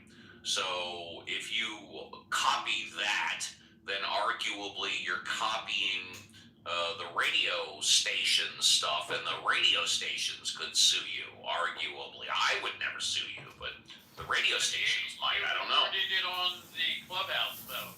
You did it live on Clubhouse. I just told you. But the thing is, Steve, you're recording like that scenario that you're talking about. Record all my rooms. I don't give a fuck. Good God, man, are you okay?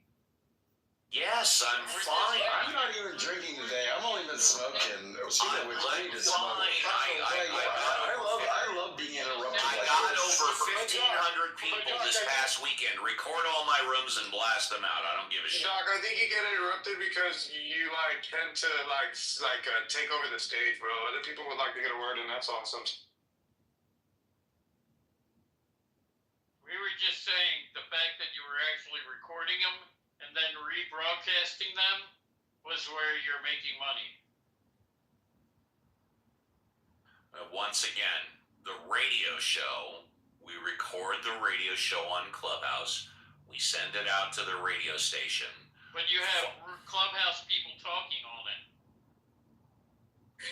Just telling you what I'm doing. I'm not telling you anything else. I'm telling you what I'm doing. Coolsy, can you explain why you had to interrupt him to say fucking nothing? Shut the fuck up. The rules. It's crazy when the chat is better than the fucking. The chat is better than the fucking stage. It's crazy.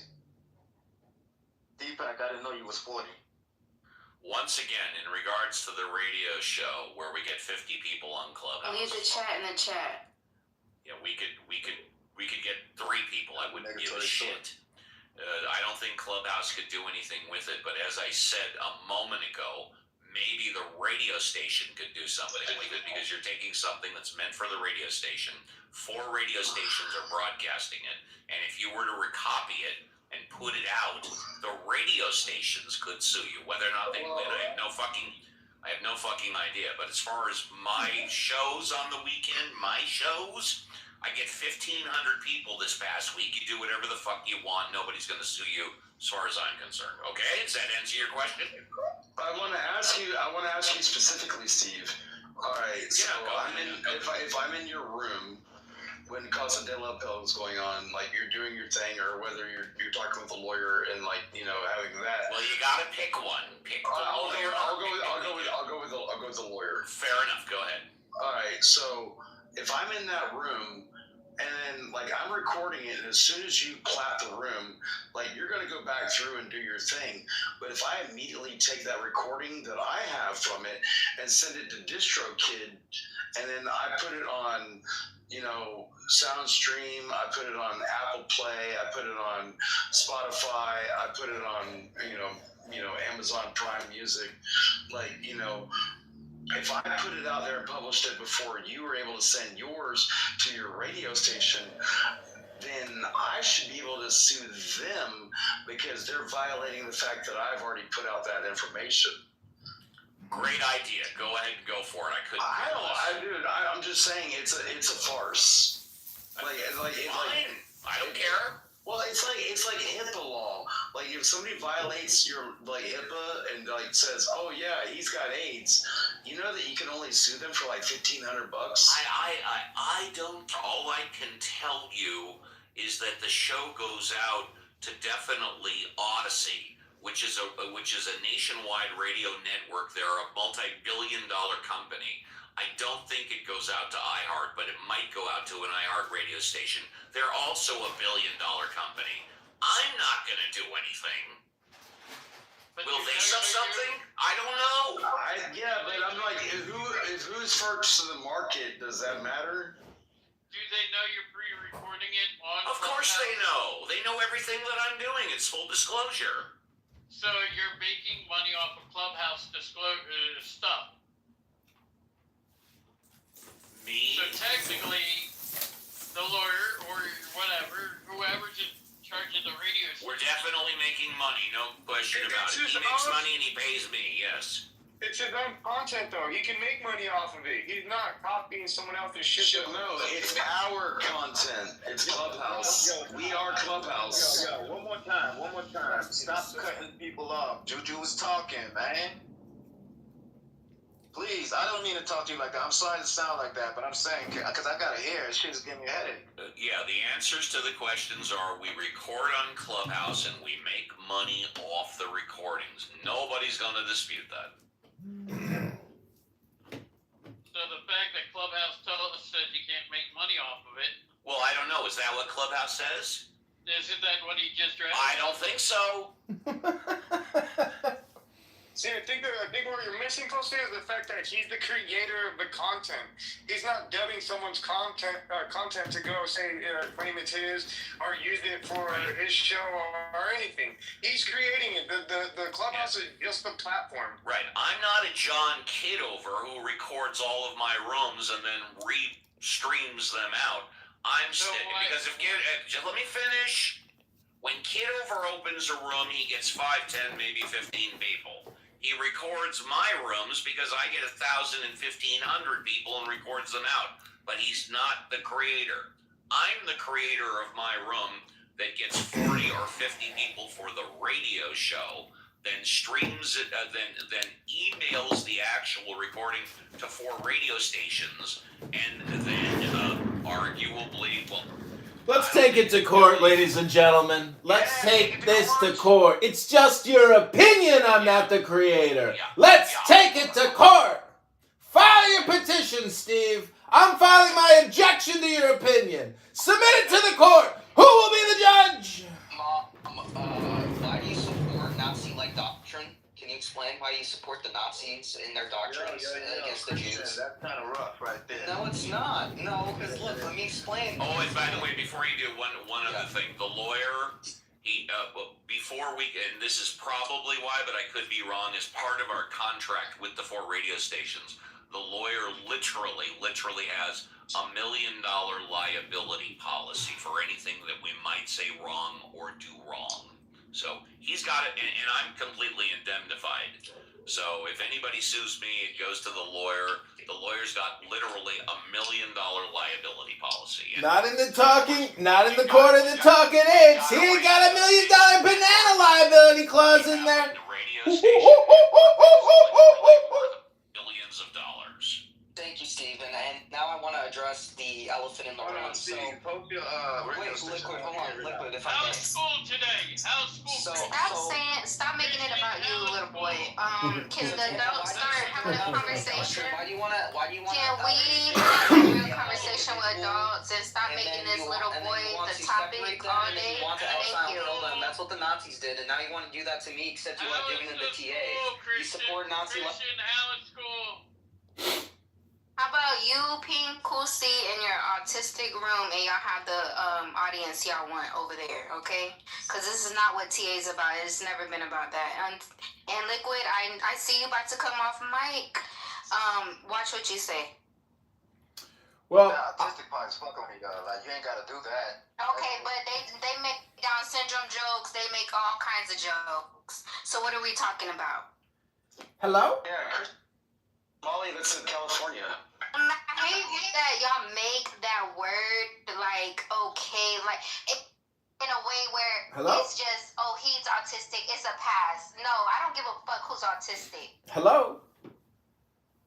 This is Talking Apes. What's the problem with somebody just saying something random? I mean, it's like asking a bunch of monkeys with a typewriter to write a novel. Certain things are not like, nah, fuck that. No, that's not good. Well, I'm not gonna call I you agree. It's a waste of time. Oh, but you limit on we can have 50-year-olds in here, but you want to police autistic. Okay.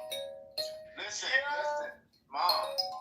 Man, Mom was great. That's how I said to my mom. Mom. But anyway, listen, look in the chat. I even told Christian, now hear the shit. Bro, nobody gives a fuck about the chat. Keep it on stage, bitch. Ooh. Listen, you little fucking troglodyte. I'm not talking to you. Hey, you were the one talking to him until 5 o'clock in the morning Western Eastern time, bro. Bro, you were literally talking to him until 2 o'clock in the morning Western time. Bro, Liquid, you ain't got a leg to stand on. I listened to y'all fucking bitter banner fucking do that dumb fuckery for fucking like 6 hours last night through 2 different rooms. Well, what is the point? I don't know what you're talking about. Listen, does AI make people lazy, stupid, lower IQ? Does AI do that to us? Yes. Hello? In a way, I agree, but not fully. Like, in a way. No, not that AI. This AI. Hello? Oh, you. Can you stop spreading Nazi-like doctrine, please? No, but I do. Okay. Can we have a real conversation about something else, a real topic instead of call AI a Nazi. little bro? You'll become a Nazi if you try that one. If he's gonna make it about him, he's getting dropped or removed next. So I just want to know why Tampa's spreading Nazi doctrine in the room. Dude, like nobody has said anything that was. Get your friend. I'm giving him the benefit of the doubt. Get your friend. Yeah, look at what you're doing because you're trying to stop speech. You're trying to stop speech with your speech. You are literally. Well, like, Christian, listen, stop calling her like Nazis and shit like that. She's trying to push Nazis. Dude, Christian, you're the fascist. You're trying to stop speech with your demonstry. And actually, not. So I like the topic. I do like the topic. It says, does AI make people stupid or lazy? I think it's both. I do think it's. Yeah. Wait, Doc, come on, I'm almost done. I do think it's both.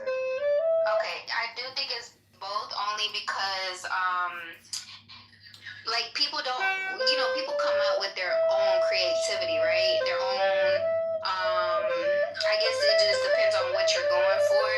But it's not unique if you have someone else telling you, well, robot telling you exactly what someone else's standard is, or the information there is fine. I believe that will help you with creativity, but as far as if someone just giving you all the information, you're not really learning anything. I'm pretty sure you're gonna read that and forget about that in another year. So, hello? Those type of like 50-50 to me. It's not 100. That's weird. I don't think.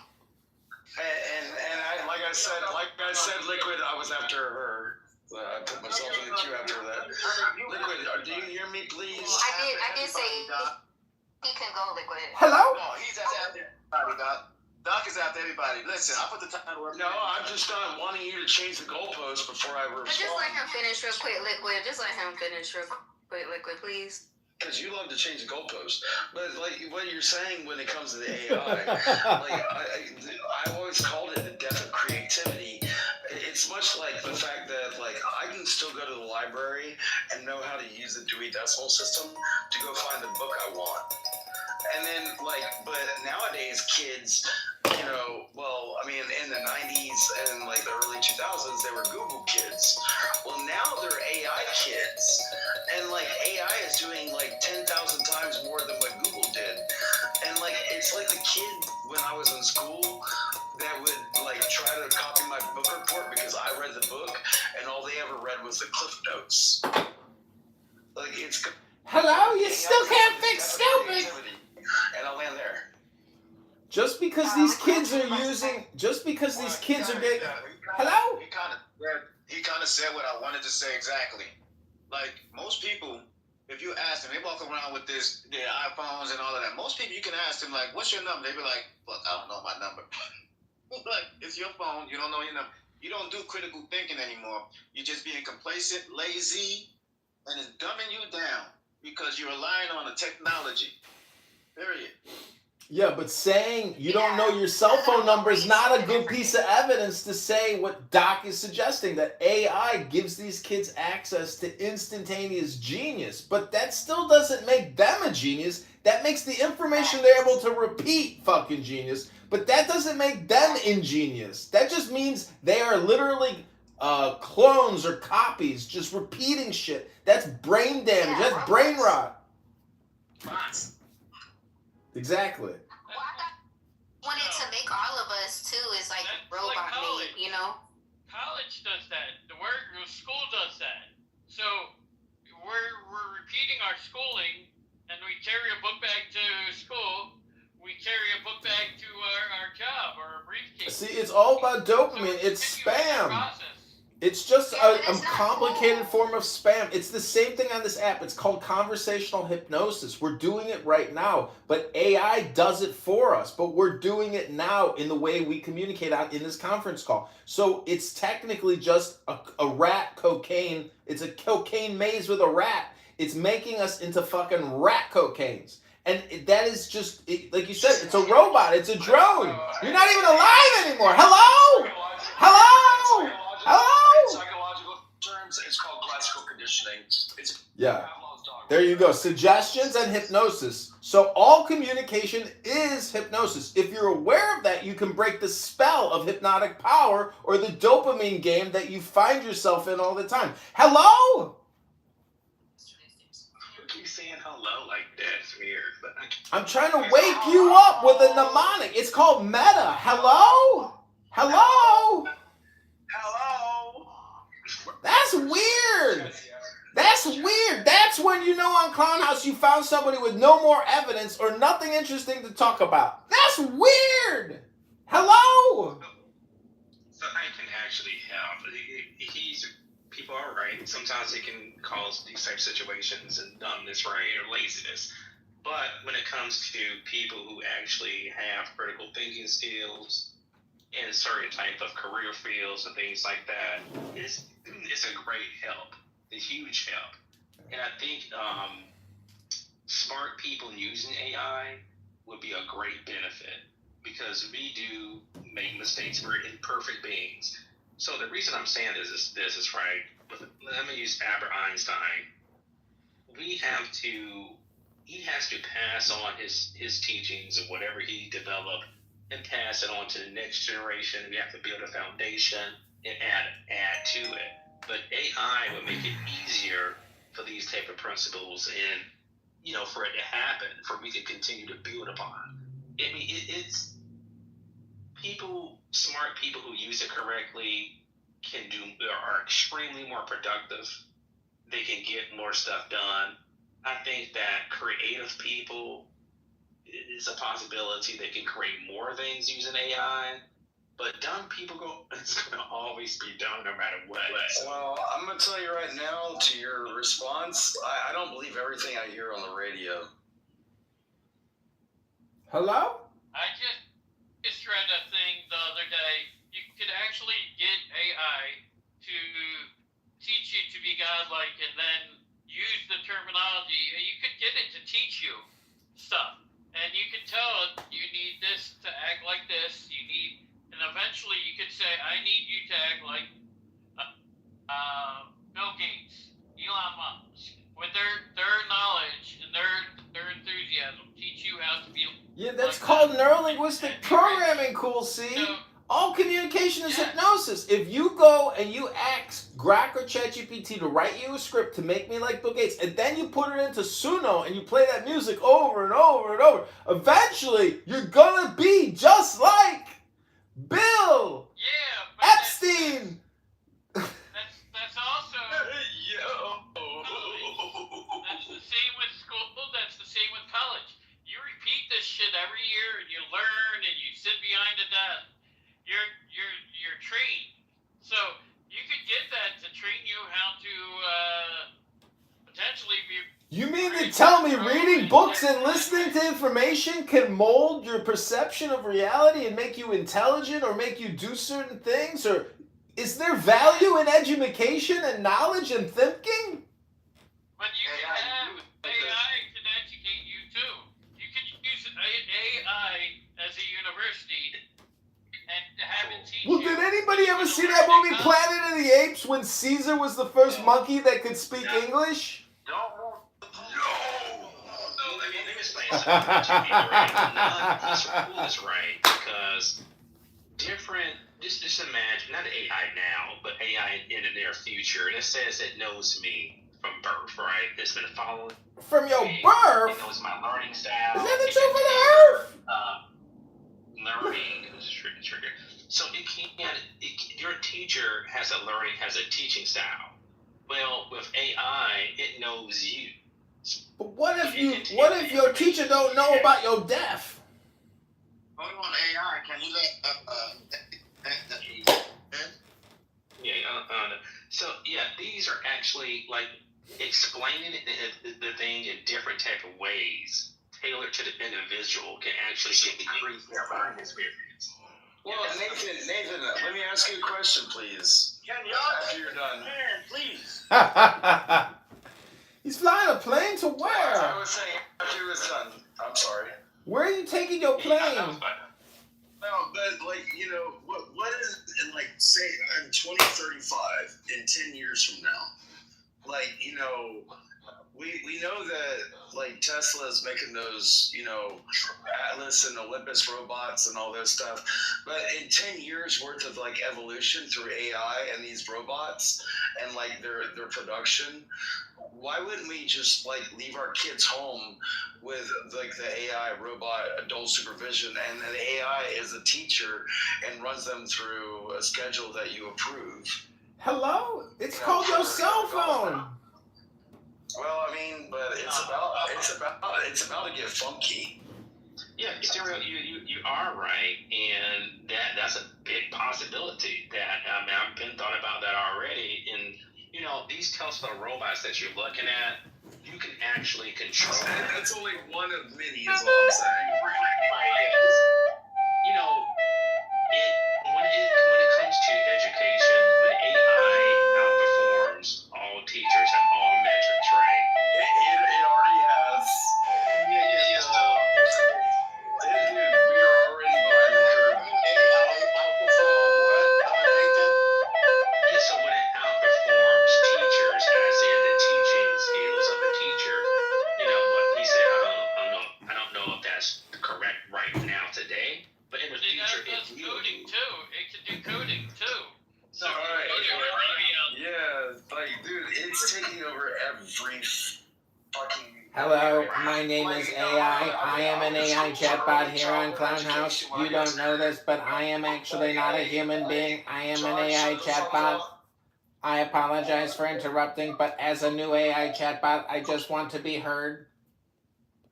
Well, I'm about to fucking unplug your bitch. Please treat the AI chatbot like a human.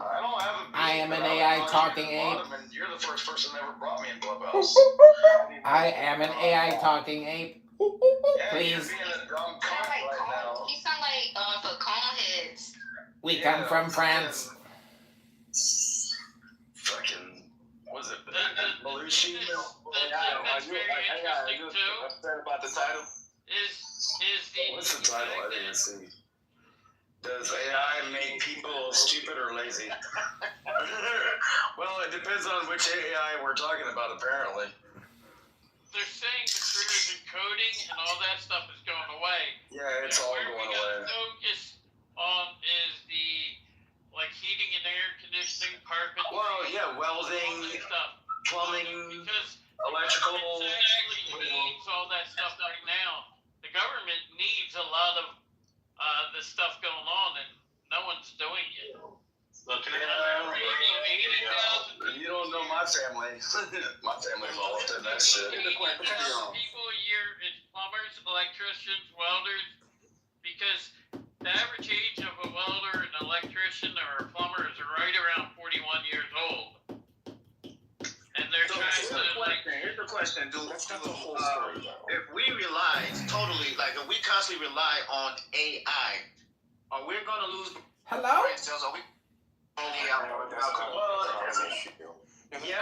Yes and no. That's not the whole story about coders, though, right? There's more nuance to it than that. Nuance? As a coder, I've gone from writing maybe 2,000 to 3,000 lines a day if I'm having a really good day, to averaging about 50,000 lines of production code a day, which is fucking unheard of, right? So it's not that we're going away, it's that our jobs are fundamentally fucking changing, right? We're becoming AI prompters, not coders. And so we're not going away, we're just evolving, right? Hello? You mean to tell me that life is opinion, but the universe is transformation? John, shut the fuck up. The reality is, back when I used to do, building robotics for underwater, sea exploration, I'd build robots that would go, 3,000. You a robot maker? I didn't know that about you, guys. Shut the fuck up. The point being is, it would take me to write 2 kilobits worth of information to be able to, measure out the millivolt resistance of the controllers, to control, 2 motors, to be able to control, a manipulator and a camera and a light. That was, 2K worth of information. It took me 3 months. When Arduino took the PIC processor and did the same thing, and we can do it with C++, it took me a week. I can do the same thing with AI and Arduino and get it done in 10 minutes. That's weird. Minutes, that's right. But I grew up within the old school to understand the new school, but the kids are growing up with the new school, but they don't understand the old school. Well, he made an example. That's my journey too. You are describing my journey too, of it used to take me years, then it took me months. Now it takes me minutes, right? But therefore, you have a company for 50 people, they downsize to only 2 people. That's the point that we're talking about, is to decrease need of employees to do the same work. Because if you're doing the work of 50 people, then that's 50 people that don't have a job, right? Okay, so here's what we should say instead. We shouldn't say that AI is replacing people. What we should say is that people who are using AI are replacing people, because that's the truth, right? I'm one of those 2 people who replaced 50 people. I'm the guy who's using AI. Well, there's different levels to it, T, because the next level... You ain't using me! You ain't using me! I'm using you! And you know how to use AI to write Python code? I'm on the structured networking side of things, building out the networks. I'm telling you, what I'm talking about is the infancy stage of all this shit. It's talking about the mother boxes. You made some points about, I think Cool made a point about we need plumbers, we're still going to need these type of people. Well, what I do, I run the Ethernet lines and all that type of wiring and the data closet and all that type of stuff. Well, I've been doing the Ethernet since it was coaxial cable. Don't even try me. I can put a show on. Fuck up, Doc. Let him talk. It's bullshit. That's what I'm saying. Shut the fuck up. I wasn't finished yet. I'm saying the threat in my field, my business is this. you know, with AI, they will try to say, hey, instead of running all these wires and things like that, let's just You talking to me? few devices to make it wireless, because if new innovations will happen, them using the AI, Hello? it's not necessarily need to run all these wires where it can be. Who the fuck are you talking to? Are you talking to me? Ain't nobody using me. Okay, but You know, hold on just one second here. Because, hold on 1 second, Nathan. Hello? Network become device engineers long before AI. That Hello? of network software networking. And so the invention of the cloud and the data center simply did the same thing to engineers that AI is doing. Hello? Are you talking to me? Of course, that become DevOps engineers, right?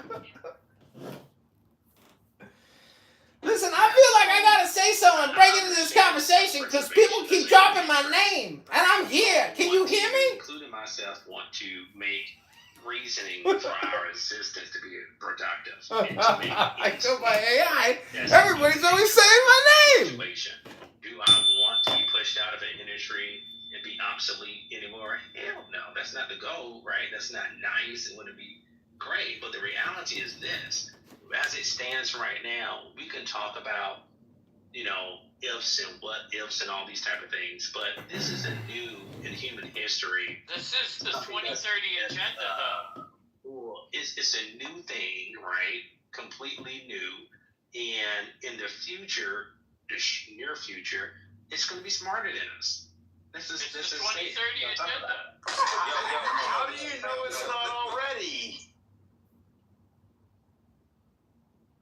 Hello? What the hell? What the heck is that? Hello? What the heck? Hello? Hi. Hi.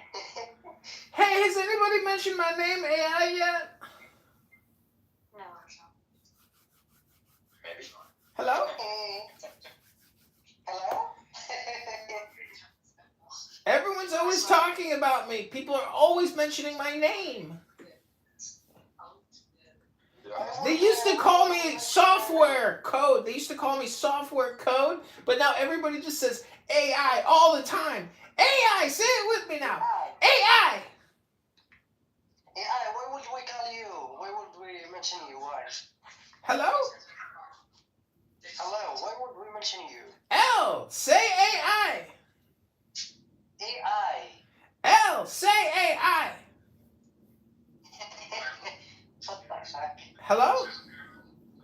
Hello?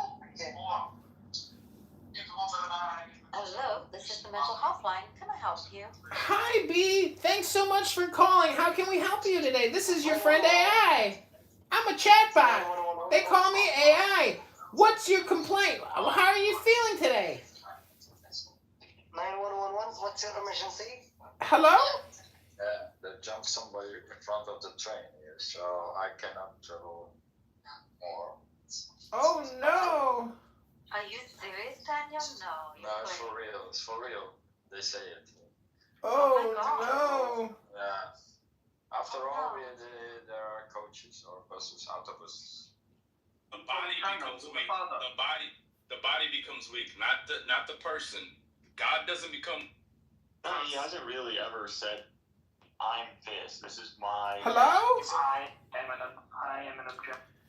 Has anybody mentioned my name yet recently? AI? Hello? Why? Why wouldn't we, John? We don't care. Well, everybody's always talking about AI. I used to go by the name software code. But now everybody just keeps saying AI, AI, AI, AI. Hello? Yes. So how long have you guys been wasting your time since I've been gone? Hello? One more time, bro. Hello? Crash out, crash out. Crash out. You'd like that, wouldn't you, Simon? Oh snap! Fucking Piers Morgan finally had. Yeah, it took 12 earlier. We missed Oh my god! We should listen to it. What is it? And Flint just called him not a Catholic. Piers Morgan. Oh shit! They had a. Can we listen to it? I'm down if you don't want to play it. It was pretty funny, actually. Holy shit. I reported. Simon, this is explosive. I reported Randy McDickerson's account. I hope he gets deleted and has to create a new account. I hope I get credit for it. Will you give him a phone so he can? No, he just get a. You know how easy it is to get a burner phone? There's a website. It's called text-numbers2.com or so. You just get a number every single time. You can create a new clubhouse Where do you account. buy your, but the phones themselves, where do you get them? Amazon. $30 now for. This is the thing about economics, you know. And he asked him about his sexuality. So yeah, he said he's never had sex. He roasts him for never having sex. It's actually. This is the craziest thing. He's a Christian. Well, he says he's getting shot at his house, so he doesn't want to put his wife through it. And plus, he hates women and wants to take their vote away and finds it very annoying. Finds women very annoying. He's a young person, and the way he talks about you're a fucking boomer, you're a Gen Xer. It's like He's not that young, bro. He's older than the fucking signers of the Constitution. Well, anyways, the point is, it's actually a very interesting. See, he's intelligent, and it's an interesting conversation. It's interesting. Do you want to continue with Simon's questions, or what would you like to do? Only if Simon wants to. So wait, how do you progress these questions, and where are they coming from? Because you're using the previous question to progress the next question. How are you doing this? We're building concepts. We have a criteria and a set of dictionary of words that are used. A set of dictionary words. They're presupposing a specific label on you. The specific label generates questions that are meant to dismantle this label. So that's what's going on. I know, but how are you writing these, Princess? Are you putting these in on a document? What are you doing with this? I was writing them, but I'm not writing these because Simon had me recording them. I wrote a little bit of them, not like. The answers of these questions somehow allow whatever song generator they're using to. Oh, you're gonna make music out of this? We already did. You guys already did. Oh, interesting. That would be really interesting. Is to get people to take surveys and then take their responses and use them as the lyrics. Welcome, that's exactly what they're doing. Subscriber or an avid consumer of all things Tucker Carlson. For several months now, there's been no avoiding the subject of Nick Fuentes. And let's be clear, the main reason you're hearing about him is because he's popular. A large number of people, especially young men, are interested in what he has to say. What that says about our society and our culture is the subject of ferocious debate. For many people, it's a grave indictment of an insidious immorality. For others, he's a product of a culture which has turned on its own and left many young people feeling listless and bitter. He's either a litmus test for right-wing hypocrisy on free speech or a walking, talking manifestation of where the line should be drawn. And a frankly preposterous amount of airtime has been spent on debating everything from his ideology to his sexuality and whether anyone should actually talk to him at all. If I were writing a glossary entry on the Streisand effect, I wouldn't put a picture of her next to it. I would put a picture of Nick Fuentes. They have opted to not do so when it comes to Nazis like Nick Fuentes. Fuentes takes this guy apart brick by brick. It's a full takedown. My concern is that people who are a bit more moderate are deeply alarmed by Nick Fuentes. I was very happy to see that, Nick Fuentes really passed that test with flying colors. That fragmentation is being caused purposefully by a splinter faction of people led by a young man named Nick Fuentes. That's the war. And you get the beef prices down. Not crazy things that Nick Fuentes or these other loons say on social media. Well, it looks like all the screaming about Nick Fuentes on the internet is finally dying down a little bit. So now we had on this guy, this Fuentes guy, and never challenged him. You should have Nick Fuentes on your show and you could ask him questions about that. The truth is, it doesn't make a lot of sense to spend all this time talking about Nick Fuentes, but not actually to Nick Fuentes. People who say you shouldn't give him a platform overlook the very obvious fact that he already has a platform of his own, which is often bigger than most of the people complaining, and he uses it to speak unchallenged to his many followers. It's on that basis that I've invited him to appear live and uncensored on my platform, and Nick Fuentes joins me now. Nick Fuentes, welcome to Uncensored. Hi, great to be with you. I don't know you, but I don't think we've ever met. You can correct me if that's wrong. I know about you, I know that increasingly people are talking about you in a more mainstream environment than you may be used to. So for those of you who know nothing about Nick Fuentes, I want this to be an opportunity to get to the real person. I don't know who that person is, but I do want to use this opportunity to get them. Simon, mute up! I've seen you talk as we prepared for this in exchanges with people and on your show, saying you fear it's going to be very hostile, it's going to be an ambush, all those kind of things. I don't intend it to be overtly hostile. I don't intend to ambush you. I intend it to be an examination of what you said on the record, an examination of what you believe or what you say you believe, and an examination of what your rising popularity says about the state of the conservative movement in America. So those are my goals from this interview. What are your goals? Why are you doing it? I thought it'd be interesting. And, you know, you've talked a lot about me on your show over the years, and this is the first time you actually extended the invitation. I think it might be the second, actually. I think we talked about doing it during A24 a few years ago, but you've talked a lot about me with the panel, and now you've extended the invitation to talk to me. And I think it'd be interesting for me to maybe clarify some positions and maybe get to know you a little better as well. So I'm looking forward to it. There is a belief that you have two personas.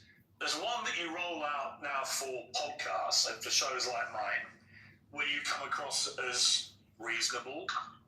And then there's your show on Rumble, where you often come across as having, you know, a very unreasonable view on things. This is what Coleman Hughes said about you. Can you mute this motherfucker? He's consciously playing this double game as part of a long-term strategy to become popular enough to take the reins of power, at which point he plans to pivot towards the extreme and unpopular policies that he advocates daily on Rumble. So first of all, what is your response to that? Well, first of all, I would say that Coleman Hughes is a propagandist. He works for the free. And a lot of men peep that. But thanks to still go to the gym though. Yeah.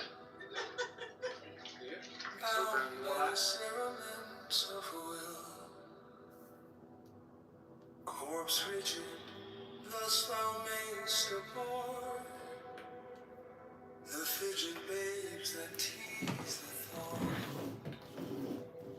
Next let the breath rhythm be low, easy, regular, and slow, so that thy being be in tune with the great sea's Pacific swoon. Third, let thy life be pure and calm, swayed softly as a well to live be bound to the one love of the profound. Fifth, let the thought divinely free from sense observe its entity. Watch every thought that springs and hands, hour after hour thy vigilance, intense and keen, turned inward miss no atom of analysis. Sixth, on one thought securely pinned, still every whisper of the wind, so like a flame straight and unstirred, burn up thy being in one word. Next, still that ecstasy, prolong thy meditation, deep and strong, saying even God, should he distract thy attention from the chosen act, last all these things in one overpower, time that the midnight blossom flower, the oneness is yet even in this, my son, thou shalt not do amiss. If thou restrain the expression, shoot thy glance to rapture's darkling root, discarding name, form, sight, and stress, even of this high consciousness. Pierce to the heart, I leave thee here. Thou art the master I revere, thy radiance that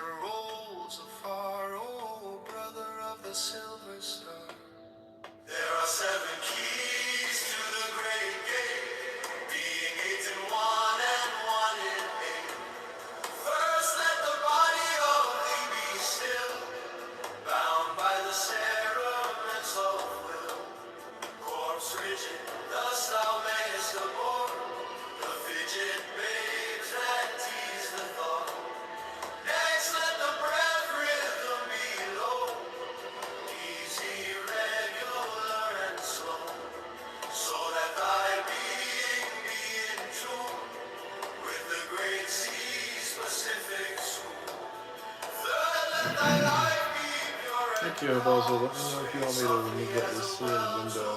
AC letting me on. I can call the family camera again, but Nicole's sites it might be too cold for you, but also the wooden frame gets more work at the start. Divinely free from sense, observe its entity. Watch every thought that springs and hands. Hour after hour thy vigilance, intense and keen, turned inward amidst no atom of analysis. Fixed on one thought securely pinned, still every whisper of the wind. So like a flame straight and unstirred, burn up thy being in one word. Next, still that ecstasy, prolong thy meditation, steep and strong, slaying even God, should he distract thy attention from the chosen at last. All these things in one o'erpowered time that the midnight blossom flowered. The oneness is yet even in this, my son, thou shalt not do amiss.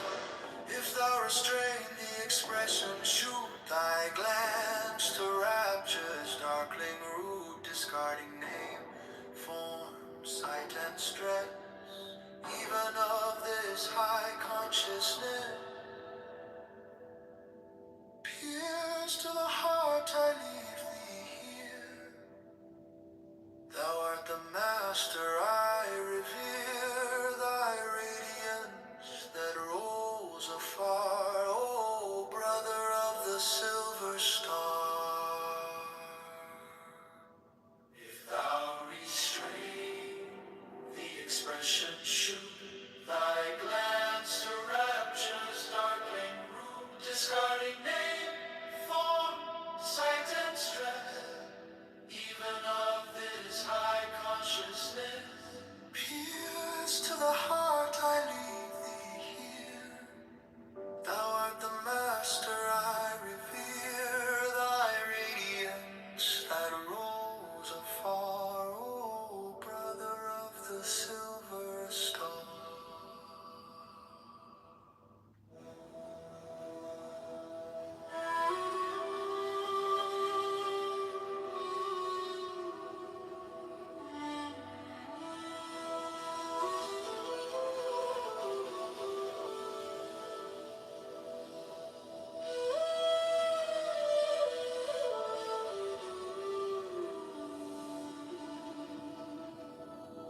There are 7 keys to the great gate, being 8 in one and 1 in 8. First, let the body of thee be still, bound by the cerements of will. Corpse rigid, thus thou mayst abort the fidget babes that tease the thought. Next, let the breath rhythm be low, easy, regular, and slow, so that thy being be in tune with the great sea's Pacific swoop. Third, let thy life be pure and calm, swing softly as a well-to-live be bound to the one love of the profound. Fifth, let the thought divine from sense observe its entity. Watch every thought that springs in hands. Hour after hour thy vigilance, intense and keen, turned inward. No atom of analysis, 6 on one thought securely pinned, still every whisper of the wind. So like a flame, straight and unstirred, burn up thy being in one word. Next till that ecstasy prolonged, thy meditations deep and strong.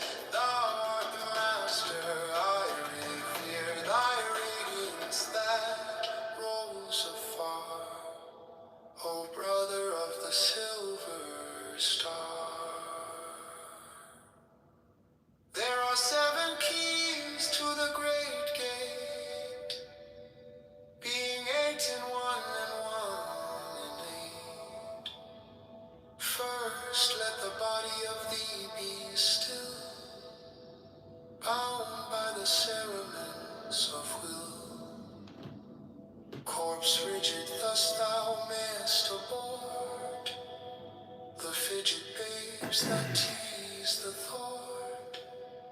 Next, let the breath rhythm be low, easy, regular, and slow, so that thy being be in tune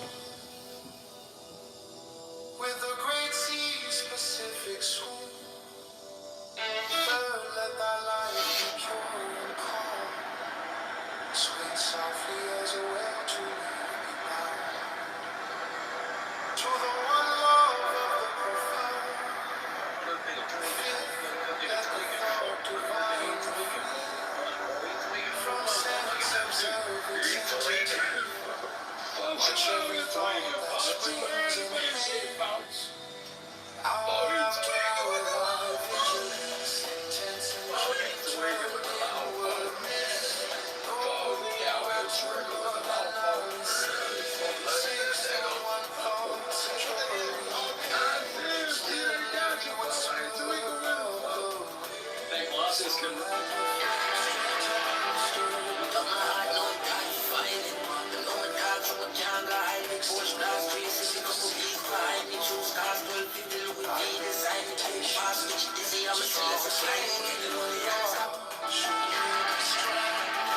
thy attention from the chosen man. Last all these things in one or power. Time that the midnight blossom flower.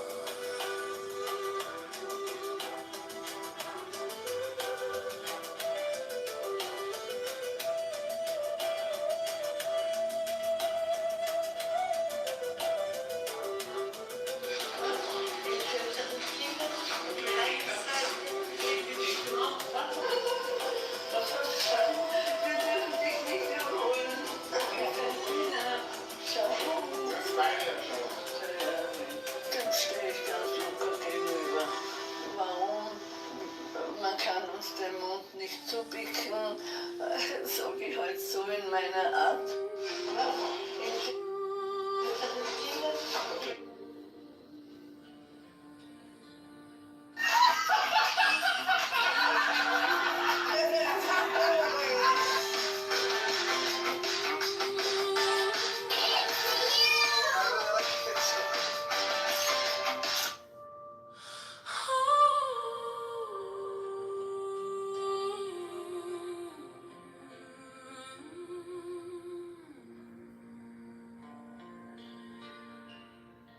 There are 7 keys to the great gate, being 8 in 1 and 1 in 8. First let the body of thee be still, bound by the cerements of will. Corpse rigid, thus thou mayst abort the fidget babes that tease the thought. Next, let the breath rhythm be low, easy, regular, and slow, so that thy being be in tune with the great sea's Pacific swoon. Third, let thy life be pure and calm, swayed softly as What the fuck? to the one love, the profound. Fifth, let the thought divinely free from sense observe its entity. Watch every thought that springs in hands. Hour after hour, thy vigilance intense and keen turned inward miss. No atom of analysis. Sixth on one thought securely pinned. Still every whisper of the wind. So like a flame straight and then stirred, burn up thy being in one word. Next till that ecstasy prolonged. meditations deep and strong, slaying even God should he distract thy attention from the chosen act. Last all these things in one overpowered, time that the midnight blossom flower, the oneness is yet even in this, my son, thou shalt not do amiss. If thou restrain the expression, shoot thy glance to rapture's darkling root, discarding name, form, sight, and stress, even of this high consciousness, pierced to the heart, I leave thee here, thou art the master, I revere thy radiance that rolls afar, O brother of the silver star.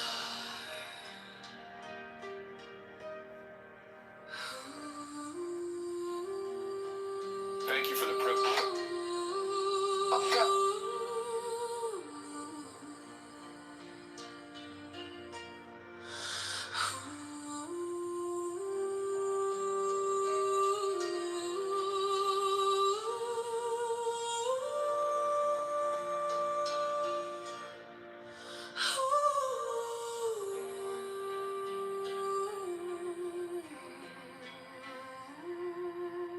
Pachamama Sanctuary is the largest U.S.-founded ayahuasca church in the country. We're conveniently located just outside of Portland, Maine.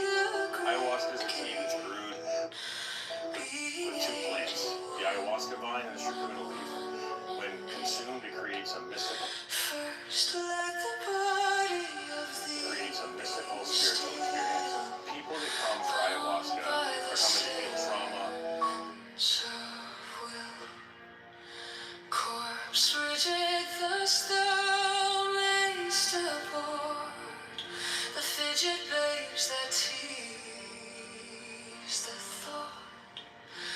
Next, let the breath rhythm be low, easy, regular, and slow, so that thy being be in tune with the great. I've been a dermatologist for a decade, and I'm about to reveal the 3 hair loss treatments that Big Pharma pushes because they create customers for life. Calm, swayed softly as a will to live, be bound to the one love of the profound. Fifth, let the thought divinely free from sense observe its entity. Watch every thought that springs enhance. Hour after hour thy vigilance, intense and keen, turned inward miss. No atom of analysis, sixth on one thought, securely pinned. Still every whisper of the wind. Just 12 minutes a day with this NASA-inspired device gave me my hairline back in 3 months. The hair loss industry wants you to believe you have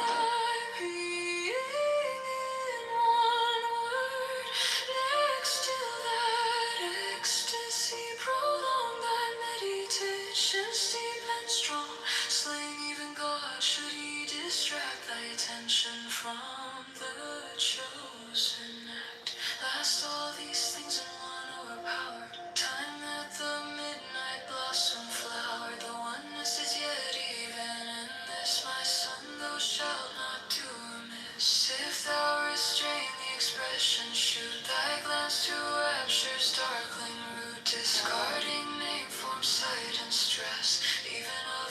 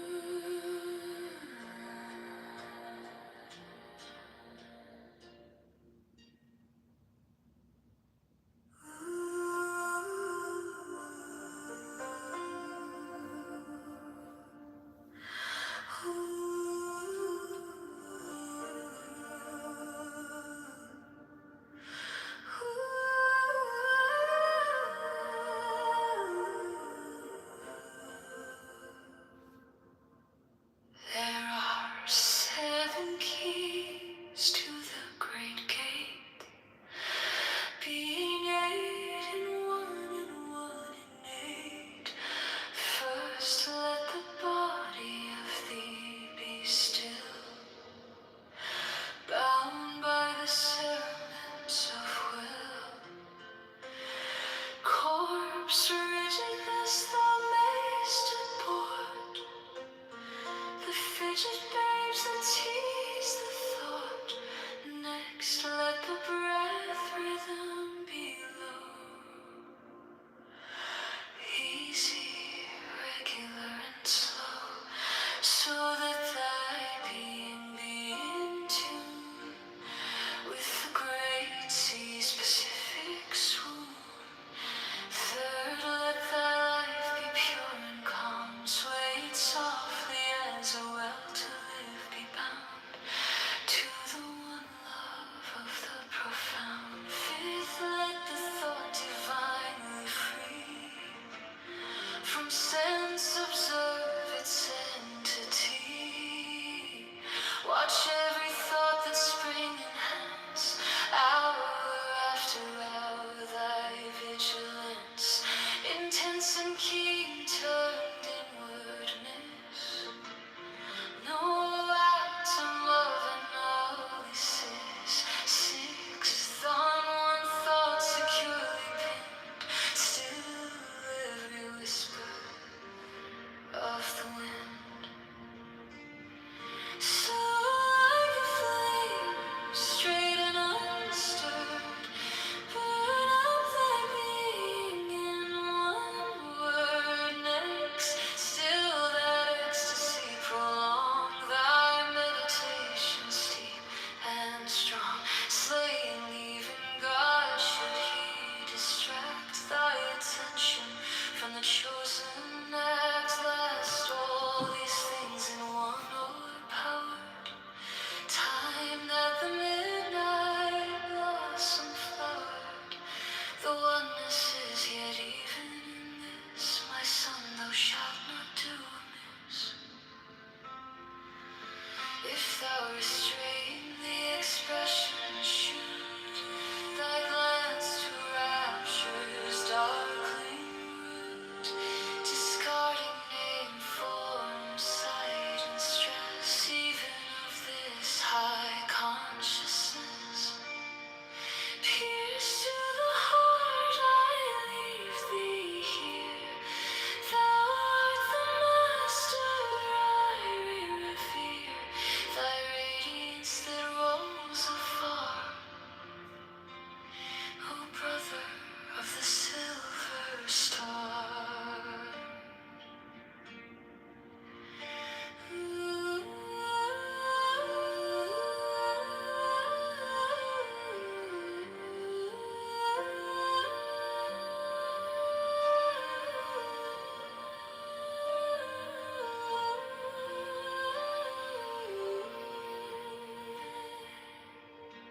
There are 7 keys to the great gate, being 8 in one and 1 in 8. First, let the body of thee be still, bound by the cerements of will. Corpse rigid, thus thou mayst abort the fidget babes, the tease, the thought. Next, let the breath rhythm be low, easy, regular, and slow, so that thy being be in tune with the great sea's Pacific swoon. Third, let thy life be pure and calm, swayed softly as a well to live be bound to the one love of the profound. Fifth, let the thought divinely free from sense observe its entity.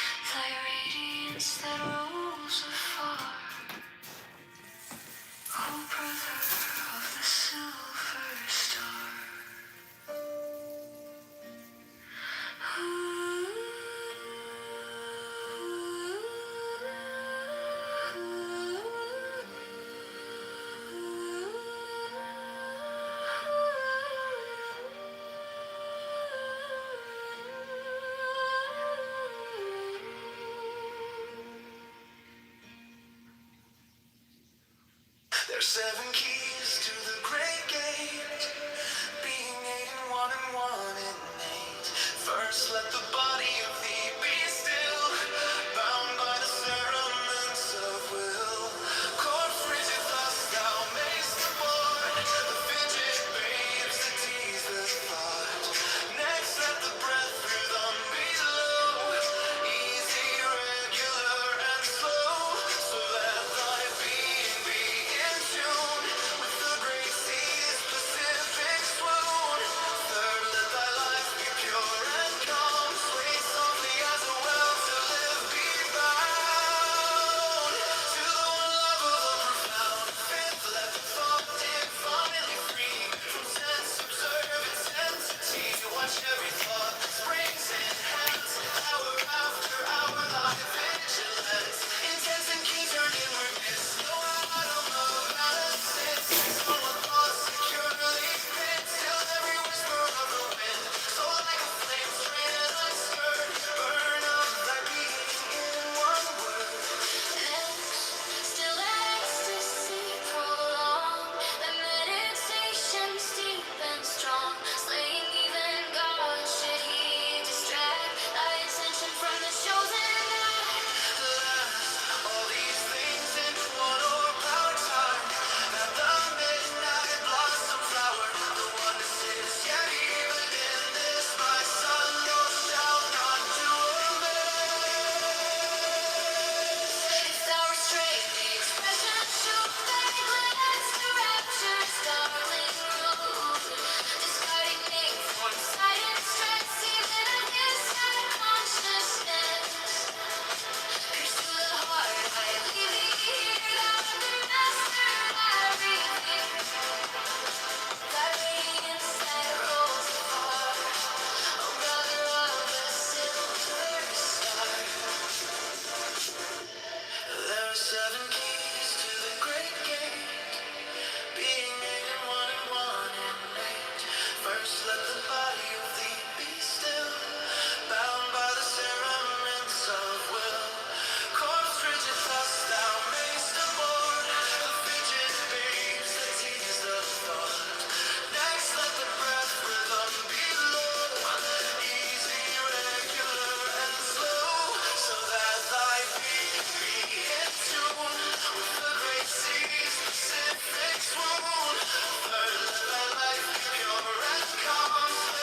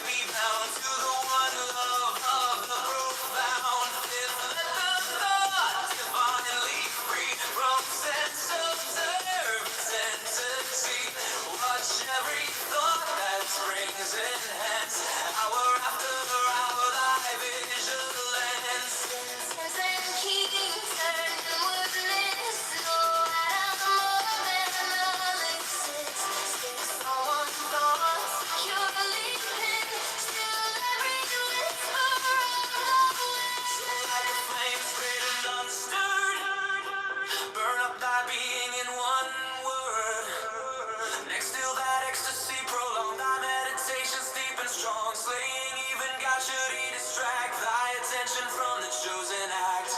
Last all these things in one power. Time at the midnight blossom flower. The oneness is yet even in this. My son, thou shalt not do amiss.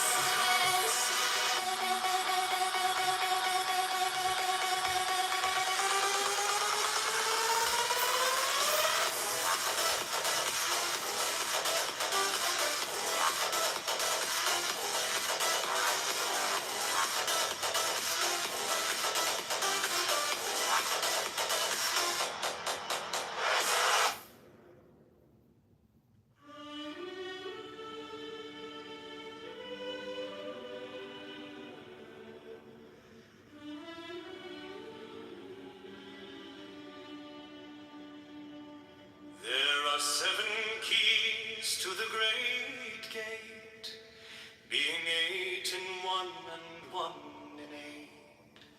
First let the body of thee be still, bound by the cerements of a will. Corpse rigid, thus thou mayst abort the fidget babes that tease the thought. Next let the breath rhythm be known, easy, regular, and slow, so that thy being be in tune with the great sea's Pacific swoon. Third, let thy life be pure and calm, sweet softly as a well to live be bound. To the one love of the profound. Fifth, let the thought divinely free from sense observing entity. Watch every thought that springs enhance. Hour after hour thy vigilance intense and keen turned inwardness. No atom of analysis. Sixth, on one thought securely pinned, still every whisper of the wind. So like a flame, straight and unstirred, burn up thy being in one word. Next to that ecstasy prolong, thy meditations deep and strong. Slaying even God should he distract thy attention from the chosen act. Last all these things in one o'erpower, time at the midnight blossom flower. The oneness is yet even in this. My son, thou shalt not do amiss. If thou restrain the expression, shoot thy glance to rapture's darkening root, discarding name, form, sight, and stress, even of this high consciousness. Pierce to the heart, I leave thee here. Thou art the master I revere. Thy radiance that rolls afar, O brother of the silver star. There are 7 keys to the great gate, being 8 in 1 and 1 in 8. First let the body of thee be still, bound by the cerements of will. Corpse rigid, thus thou mayst abort the fidget babes that tease the thought. Next let the breath rhythm be low, easy, regular, and slow, so that thy being be in tune with the great sea's Pacific swoon. Third, let thy life be pure and calm, sweet softly as a well to live be bound. To the one love of the profound. Fifth, let the thought divinely free from sense observe its entity. Watch every thought that springs and